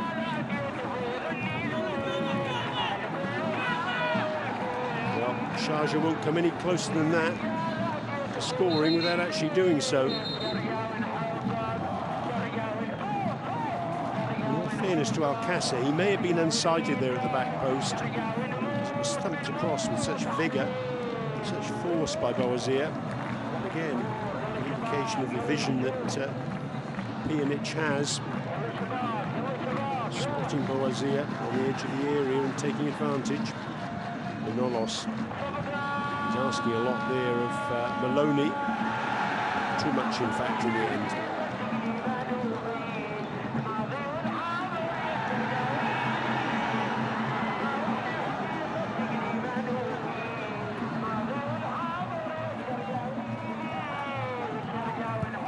Just trying to get himself between the ball and Maloney, and just about doing it successfully. Ben Sharkey racing forward, looking for Tanase, couldn't find him. Good work from Salim Sultan.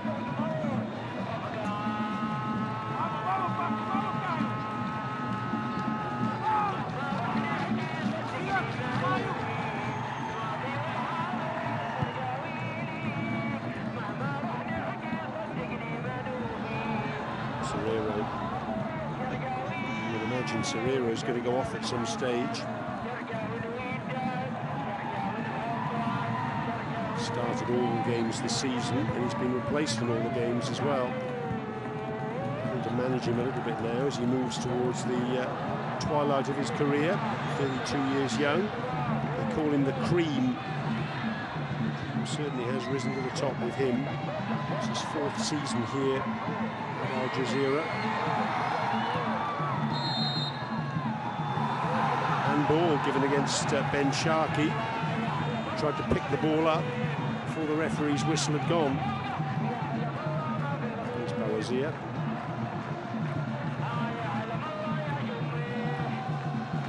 can see he's put his hand on the ball.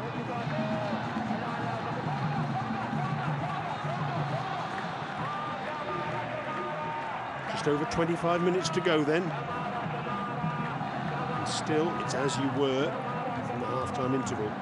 Jazeera holding the slenderest of advantages. And a reminder, if it stays this way, they will go to the top of the league this evening. Long ball forward. Lucas trying to get the better of Ali Kashif. Gets the crossover, and it's too high for Alcácer. A little bit lower, and that surely would have been 3-3. Well, they're asking questions here, Sharjah. See Jazeera also asking questions about where the flag was there. It wasn't forthcoming. The cross being just a fraction lower. Good work there by Ali Kashif actually to come and close down. Keo Lucas, force him wide. Still, the goalkeeper would have been all over the place. up. So Tanase, Ben Sharkey isn't going to make any progress there.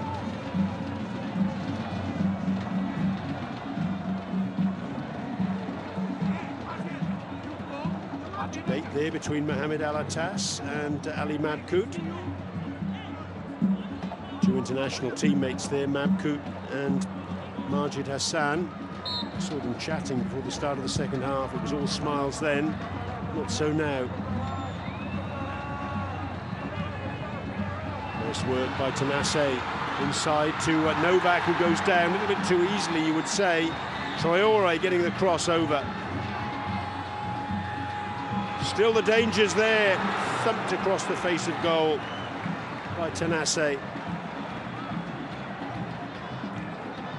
Novak saying he was fouled. Let's have another look at it from this angle. Well, it was just body-to-body contact with Pjanic there, it would appear. From this angle, let's see if it looks any different.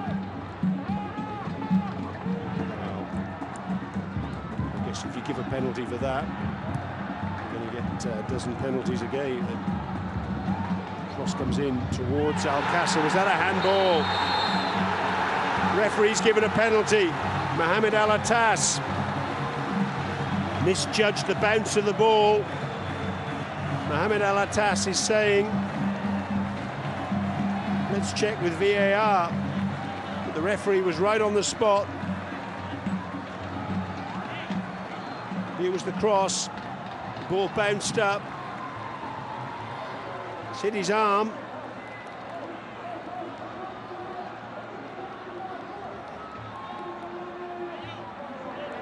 The referee is getting guidance from VAR. I'd be very surprised if this decision was changed. Mohamed Abdullah Hassan is our VAR official this evening. Mohamed Al-Attas getting a booking for his trouble as well. You can see quite clearly from that angle the arm is quite some distance away from the body. So I say I would be very surprised if this decision is changed. Pjanic just chatting with the referee. Everyone seems to be chatting with the referee, but he's the man who's getting the guidance at the moment. Pjanic just having a chat with Al-Attas and saying, well, bad luck on your part, but them's the breaks.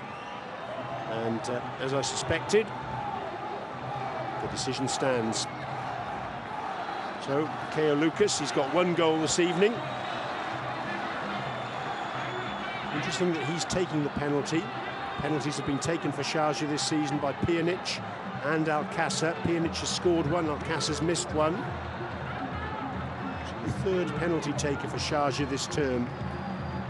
It's up against Ali Kashif. And this with 20 minutes to go will bring Sharjah level. 3-3, easy as you like. Keo Lucas celebrates his second goal of the evening, his third goal of the season, and we're all locked up at 3 apiece. A wry smile there from the Al Jazeera captain, but that was coolness personified, that penalty, wasn't it?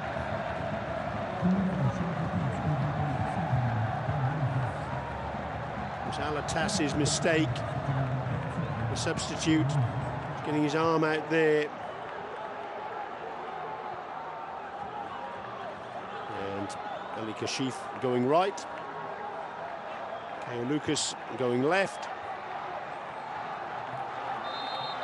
And 3-3 is the result.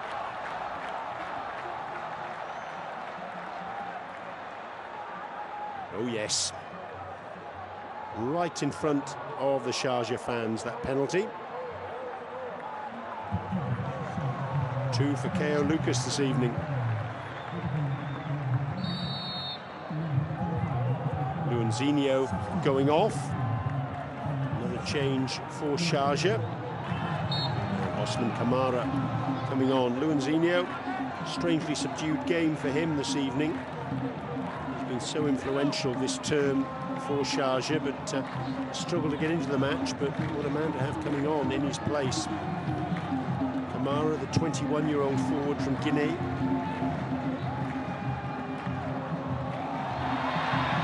Lovely turn by Serrero. Forward to Mabkout. Just overcooked though, and easy enough for Darwish Mohammed. Kamara. This week he signed a new contract which will tie him to Sharjah until 2026. Such an exciting young prospect. A fresh pair of legs like him coming on at this stage is danger as far as Al Jazeera are concerned. Lovely turn by Serrero. Spreads the play to Mabkout. Tries to get the ball through to Traore, not able to do so. Al Hassan Saleh cuts it out. And that's a foul. Zaid Sultan penalised.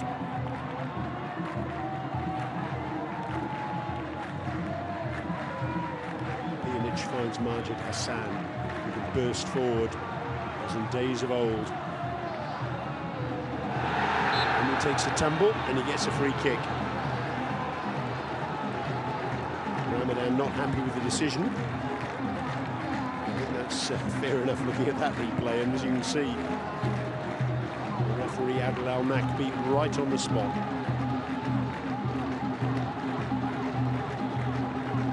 Pjanic over the ball. A lovely right foot he's got.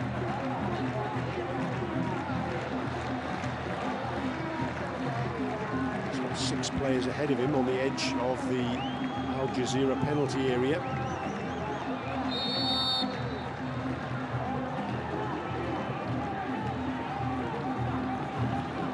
It's free kick of the evening for Sharjah then.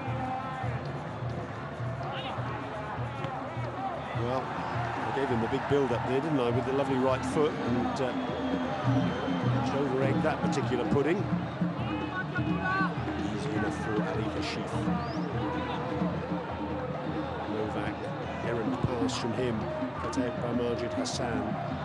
Kasser finds himself in unaccustomed territory on the right wing below our commentary position.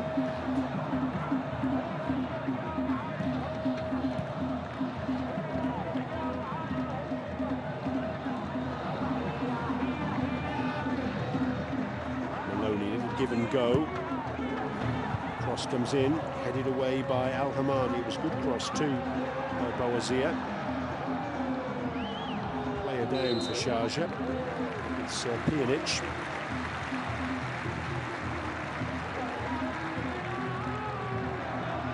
Just clutching his right shin. This is why.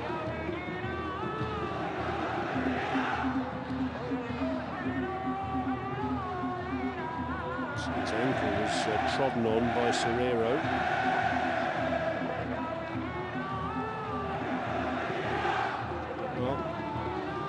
To call this match at all, would you, in terms of which direction it's heading, with just about 15 minutes plus stoppage time remaining? It really is in the balance. Both sets of players fully committed. Wonderful entertainment, 6 goals so far. And the potential for a few more to come, you would say. You're watching this montage of player reactions. Good news is that Pjanic is up on his feet. He's walking off the pitch, and hopefully he'll be able to resume shortly. As he does walk off the pitch, he's remonstrating. Perhaps thinks he should have had a free kick for that last action. He didn't get one. As you can see, he's jogging back onto the pitch now.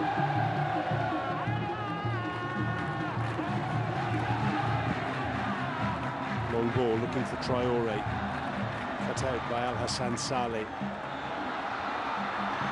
Mabkout thread the ball through to Traore, not able to do so. Bawazir fouled and a free kick.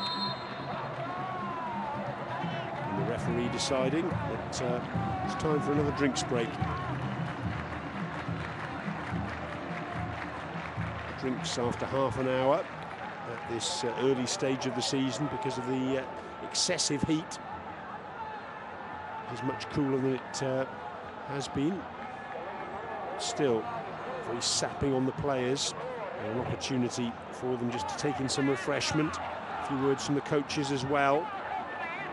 The statistics you can see at the bottom of your screen there, pretty much neck and neck, and the statistics, the most important ones of all, in the top left-hand corner of your screen, definitely are neck and neck. 3 apiece for Sharjah, 2 goals for Ko Lucas, 1 from the penalty spot, and 1 for Al Qasr as well. For Jazeera, 2 goals for Mabkut and 1 for Abdullah Ramadan. You can see that in this second half, the possession statistics are far more level than they were in the first period. Jazeera had something like 60% of the ball, or just shy of that, in the first 45 minutes or so. Sharjah have seen more of the ball in the second half, and they're the ones who've got the 1 goal to show for the efforts of the teams in this second period. Jazeera fans there looking a little bit subdued.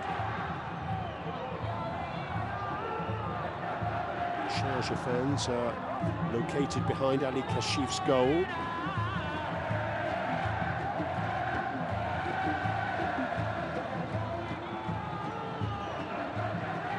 What you can see there is the stand opposite the dressing rooms. There's Al Qasr. Scored his 4th goal of the season with the opening strike of the evening. Wonderful flying header from Ko Lucas's cross. Couple of changes to come then from Jazeera. Mamadou Koulibaly coming on. Philip Novak going off, being replaced by Mubarak Benzema.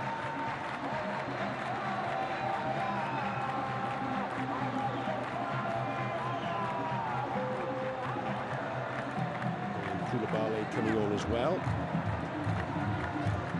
Confirmation there in the top left-hand corner of your screen for Zamar's replacement of Novak.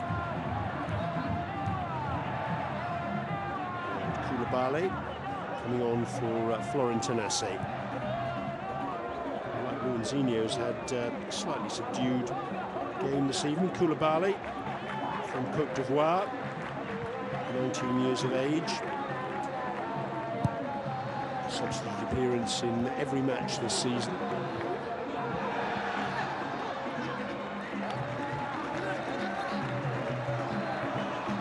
Joined last summer on a 3-year deal, the youngster. Did that hit the arm of Mohamed Al Attas? May well have done. It's not been given on this occasion, though. Traoré.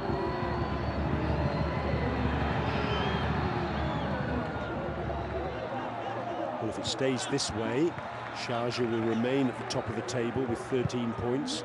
Jazeera will have 11. And Alain, they've just moved up to 10 points with their win this evening. Tomorrow night, Al Wasl, along with Jazeera and Sharjah, is the other side unbeaten this term. Wasl will play Al Dhafra at home.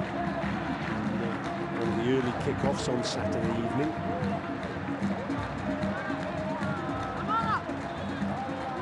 So, point apiece for the 2 sides this evening really will tie things up very nicely towards the top end of the table.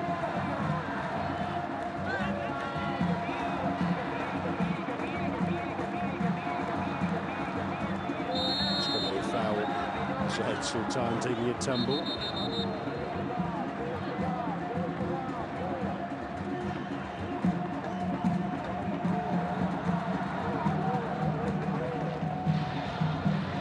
Spreads the play out to this near side to Benzema.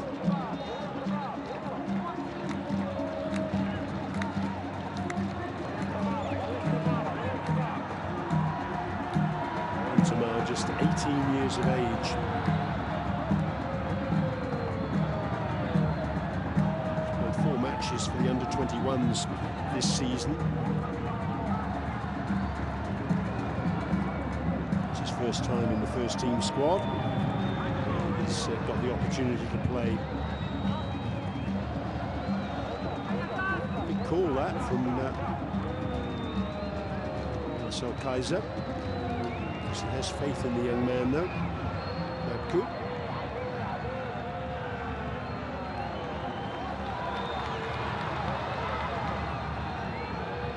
Traoré. Give and go by Traoré, looking for Koulibaly. His return ball wasn't the most accurate.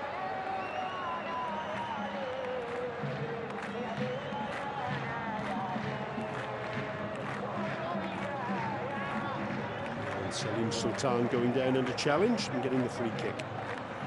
So about 8.5 minutes of normal time remaining.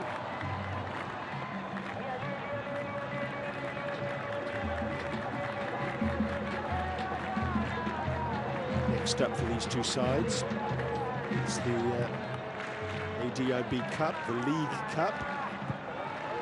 Jazeera are away in the first leg of their first round match against Dibba Al Fujira. It's in 4 days' time. Sharjah also away against Banias. Return fixtures on the 25th and 26th of November.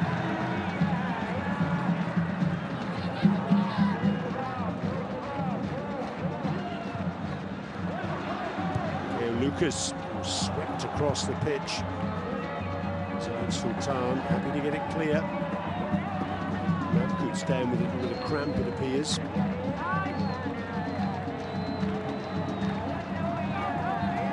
Salim Sultan.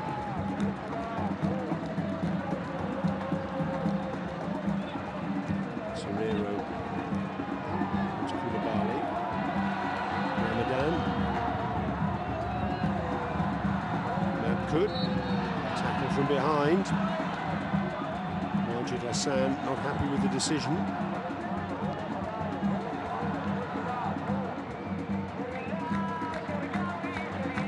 These two sides won the league title 4 times in the professional era.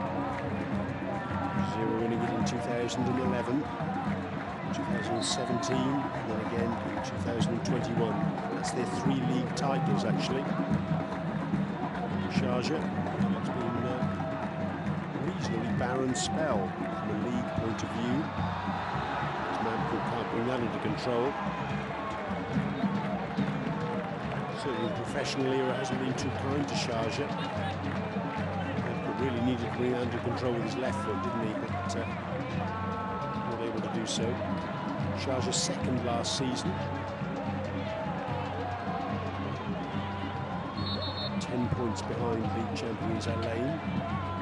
Last league title was in 2019. They finished 13 points ahead of Al Ain, actually.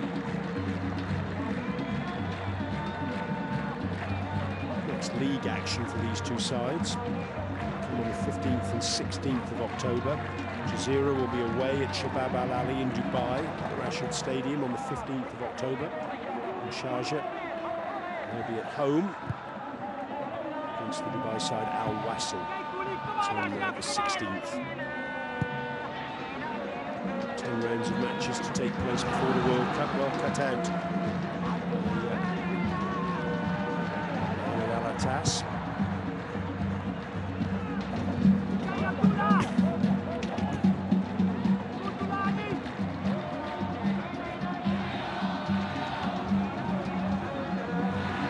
Tackle.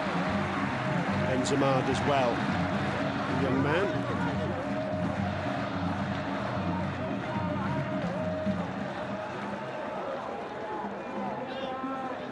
Lucas trying to turn away, looking to peel off Koulibaly. Benzema hooks it clear. Have we got a winner, I wonder?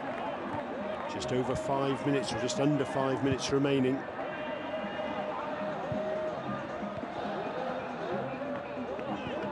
Maloney.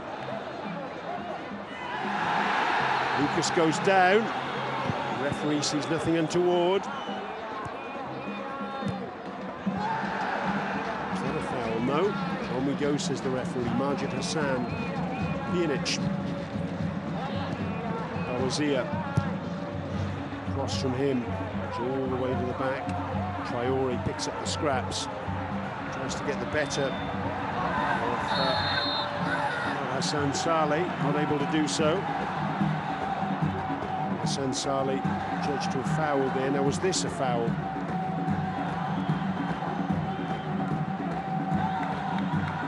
Referee said not.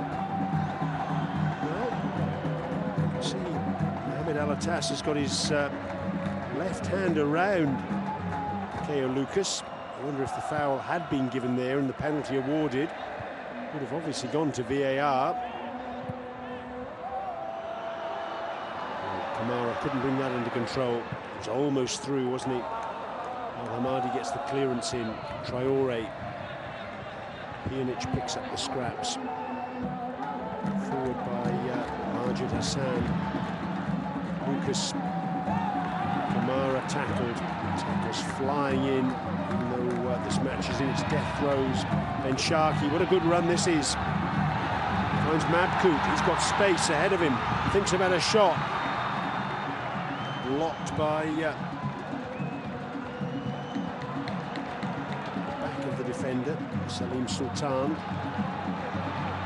Al-Hamadi rampaging forward now, the big central defender. Mabkout with the cross.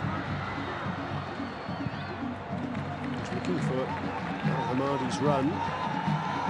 Can find him.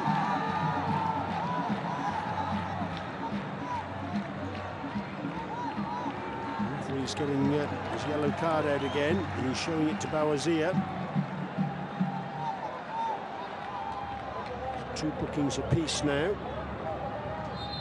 Salim Sultan and Bawazir for Sharjah, and for Jazeera, Al-Hamadi and Mohamed Alatas.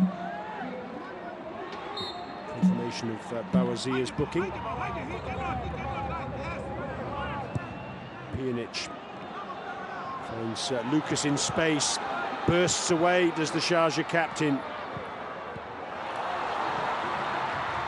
Tries to play in Al-Qasr, not able to do so.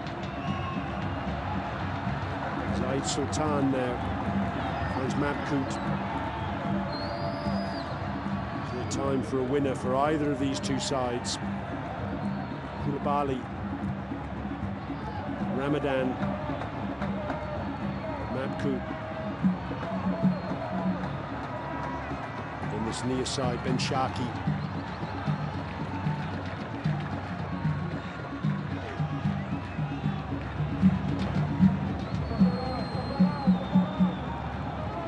Bottom of your screen there, you can see Cosman Oloroyo in the red shirt, waving his players forward. He still feels Sharjah can win this. Zaid Sultan. Ramadan does well to get the ball to Serrero in the end and gets it back. Mabkout looks for Ramadan.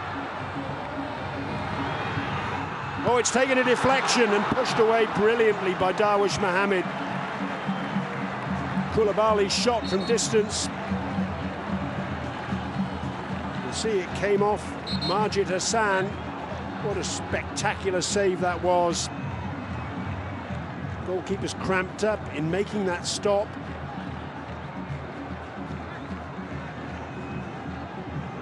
Great reflexes from Darwish Mohammed. Good strong right hand as well. Koulibaly must have thought he'd won that one for Jazeera. Just kissing off the top of Majid Hassan's head. That was heading in until that intervention from Darwish Mohammed. While you're watching the replays, he's still receiving treatment.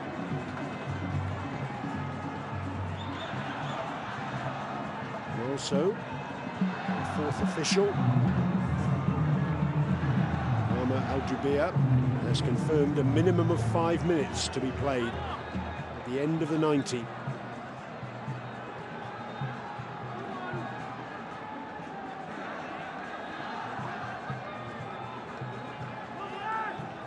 crowd have certainly had their money's worth this evening.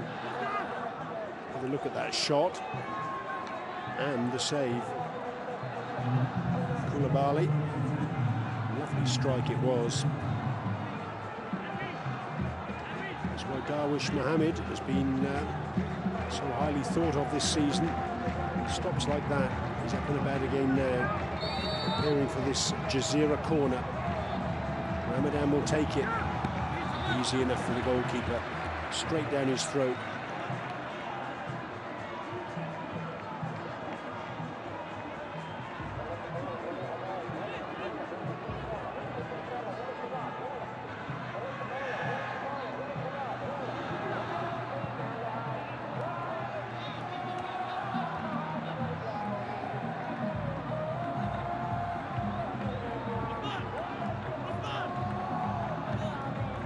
Nerves in the crowd, nerves on the pitch. Is there going to be a winner? Both teams going to have to settle for a point apiece. Fawzia trying to get the crossover. Lucas dinks it forward to Kamara. He couldn't quite bring it under control though, could he? Just showed too much of it to Ali Kashif. Collision between Kamara and Kashif. And that means treatment will be required.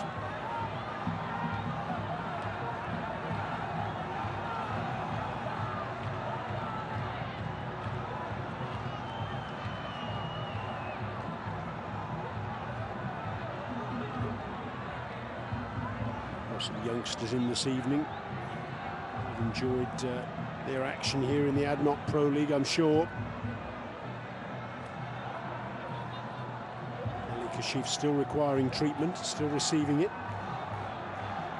Coming together between himself and Osman Kamara.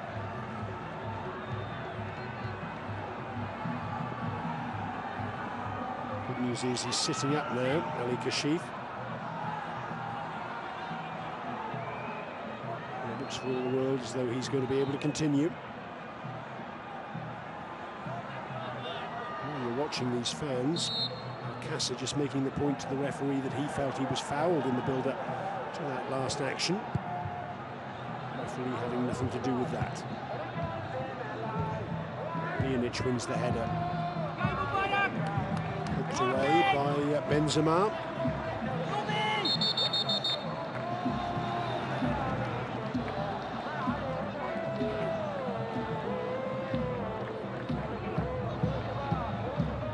Again, always seems to be available, finding himself in space, wants the ball, distributed so effectively. Majid Hassan now surging forward. Kamara.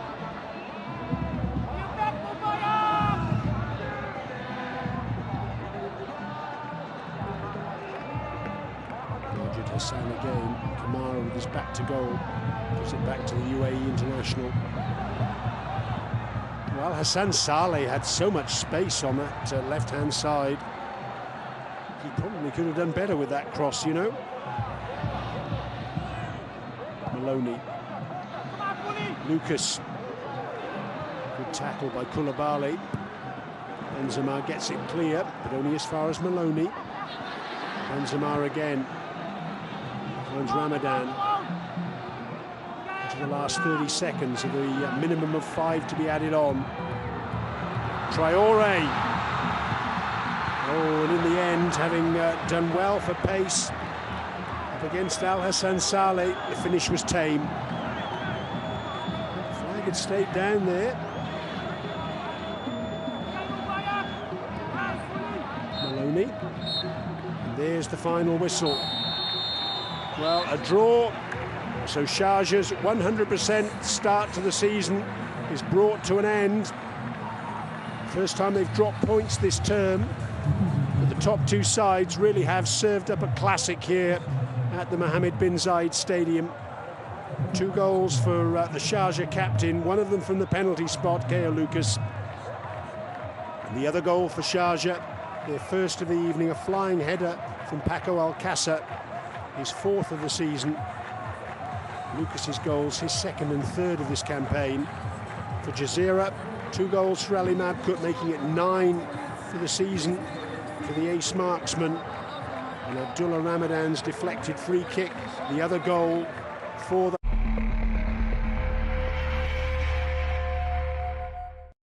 To Jazeera, and then Sharjah scoring the only goal from the penalty spot in that second half.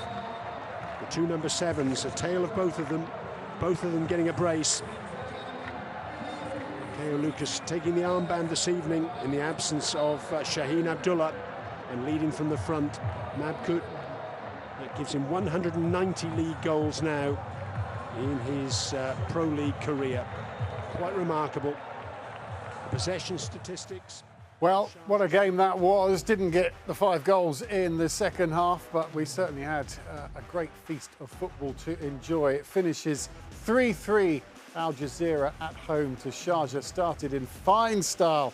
Paco Alcácer, as Brian Murgatroyd was saying, his 4th of the season after a wonderful Cal Lucas cross. And then Traoré showed he could do that kind of cross as well. And a terrific finish from Ali Mabkut.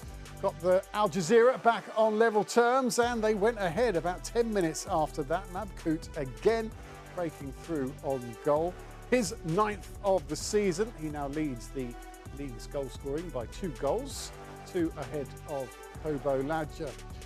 Cal Lucas then equalised for Sharjah on 29 minutes. Manolas with the assist, but that wasn't the end of it. Abdullah Ramadan again drawing Al Jazeera level. His deflected free kick, the last goal of the first half. And while we may have expected another flood of goals in the second half, it wasn't to be. This one looked like it had got Sharjah back into it. The flag was up. When you did look at the replay, they were quite right. But there was to be a final goal of the match, and it was a penalty. Tass handling the ball in the area. And Cal Lucas stepped up, 69th minute, his 3rd of the season. And that proved to be the final goal. And that is the results of that thrilling 90 minutes. Jazeera and Sharjah started off tonight, 2 points separating them, and that's how they finish as well. Perhaps Jazeera will be pleased that they've restricted Sharjah from getting further ahead of them at the top of the table. But Sharjah will think perhaps points dropped there, as their perfect start to the season is dented somewhat away at Al Jazeera. Alain sweeping up the defending champions into 3rd place. They won 2-0 away at Dibba earlier on. Well, chaps, it wasn't quite the goal fest in the second half that we were hoping for, but we did think it was going to get tighter. It had to get tighter, didn't it? Ibrahim, give us your thoughts on that second half. It seems fair. It finished with a point each. Yes, Graham. Tonight actually was a very well balanced game. Both sides, they did their best offensively and defensively. And I think the result is quite fair because I would say 2 players tonight, they're the best tonight. Caio, the 2 number 7. Caio Lucas and Ali Mabkut. I was not I could expect more goals, but I say 3-3. 3-3 I would say is fair because both sides, they did their best. We're looking at the penalty, the only goal of the second half, Pedro. It's a beautifully taken penalty as well. Ali Kasif has got a good record with penalties, but Cal Lucas just waited for him to move there on the spot. And as Ibrahim was saying there, the 2 number 7s have proved to have been the star of the show. Wasn't necessarily how we thought it would be at the beginning of the match. Well, when you have players of that quality, it can always go their way. But I would also highlight on both sides, still for the Jazeera, Serrero mostly, and a bit Ramadan also. I think they were still fine. I mean, their role there in the midfield, Diaki mentioned that in the previous takes. They always play an important role, and again, they did it. And I think special coming into the second half, besides Pjanic, that was also good all around for Sharjah during the entire match. Coming into the second half, when Majid Hassan came on, we felt a difference, especially in possession for Sharjah. They turned the match around in terms of the control of the match, the control of the possession, and they were much more offensive and much more dangerous in the second half. Ibrahim, you were saying during that second half, you wanted to see a couple of changes for Al Jazeera that just didn't happen. You were quite surprised at Keyser's choices. No. Actually, when Koulibaly came in, it was a good change because he could control a bit the midfield. You could see that Al Jazeera had more control of the ball, and of course, it was last minute. He did some shots also, and I think Kaiser was trying to also protect the result because it's important. Not that you should not lose at home, you know. Well, this is the thing I want to talk about. Who's going to come away happier from this? Jazeera have stopped Sharjah from getting further away from them in the table. Some would say if they'd won tonight, they perhaps could run away with it for the rest of the season. So they've stopped that from happening, but they could have also gone top tonight. They finished where they started the game, really, in terms of the league table. I think in the end, Jazeera might be a little bit happier because I know for Coach Cosman, the fact that they conceded 3 goals, it's something that will not let him be happy at all. Even if they have won, he would still be angry somehow with the fact that they conceded 3 goals in the night. And again, I remind you that until this moment, they had only conceded 2 in the previous 4 matches. So now in 1 match, they conceded 3. In 40 minutes, actually, they conceded 3. And in that sense, I believe Jazeera will be somehow happier because they keep Sharjah somehow close. But even happier than these 2 sides will be Al Ain and eventually Al Wasl with the match coming in tomorrow.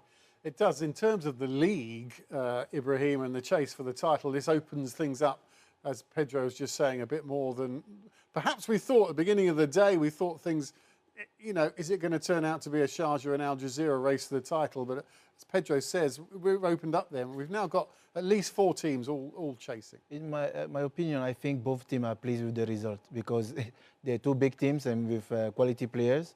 And it's just the beginning. So there is more games to go. And I think 3-3, again, I will say it was a well-balanced game. So from both sides. Tactically, the coach did this, Cosmin did his part, Marcel also did his part. And I think they have more game to come and need to prepare more also to try to win and try to be on the top. Pjanic didn't seem to influence things as much as we thought he might do tonight. I think he was always a little bit under tight surveillance, Graham. I felt, especially in the first half, that whenever he touched the ball, there was always a Jazeera player somewhere around to try to close down on him because they know strategically, offensively, he can create many problems, and he usually does. Then in the second half, when Majid Hassan came on, it became even more complicated for Jazeera to stop them because instead of 1, they had 2 players very good on the ball there in the middle, in the center of the park, in the engine room. And it was harder for Jazeera to stop them. Then also why Sharjah in the second half was better in terms of possession and more dangerous, of course. It finished 3-3, of course, and here's a heat map that kind of shows you exactly why it finished 3-3, almost identical possession. Ball possession 52% for Al Jazeera, 48% for Sharjah. And they were matched really thoroughly all the way through. The score obviously says that statistically they were matched tonight, but really couldn't put much between them. In terms of going ahead for the rest of the season, they do look very strong, but they look equally strong, don't they? Yeah, 2 very strong sides, again, with a slight different approach. Again, I still feel that Sharjah in the overall is a more pragmatic side. And again, as I mentioned before, the match and the pre-match, Jazeera more flamboyant side, more exuberant side, especially on the ball. The well-known Kaiser ball, again, especially in the first half, we saw much of that. But 2 different sides. I remember when Jazeera was champion for the last time, 3 seasons ago with Abdelaziz Al-Ambari. In the first round, the first half of the season, they just skyrocketed. And then coming into the second round, they lost also Shukurov by then, the defensive midfielder, the Uzbek. And they dropped a little bit. So we never know what can happen because when we look at Sharjah and the players they have signed and the coach they have on the bench, it looks like they are unbeatable. Well, they are unbeaten so far, at least, but they are not unbeatable. So anything can happen still. This is the ADNOC Pro League. Anything and everything can happen. Okay, we've got a bit more time to talk about what's been a terrific night at the Mohammed bin Zayed Stadium. We'll fit as much as we can when we come back.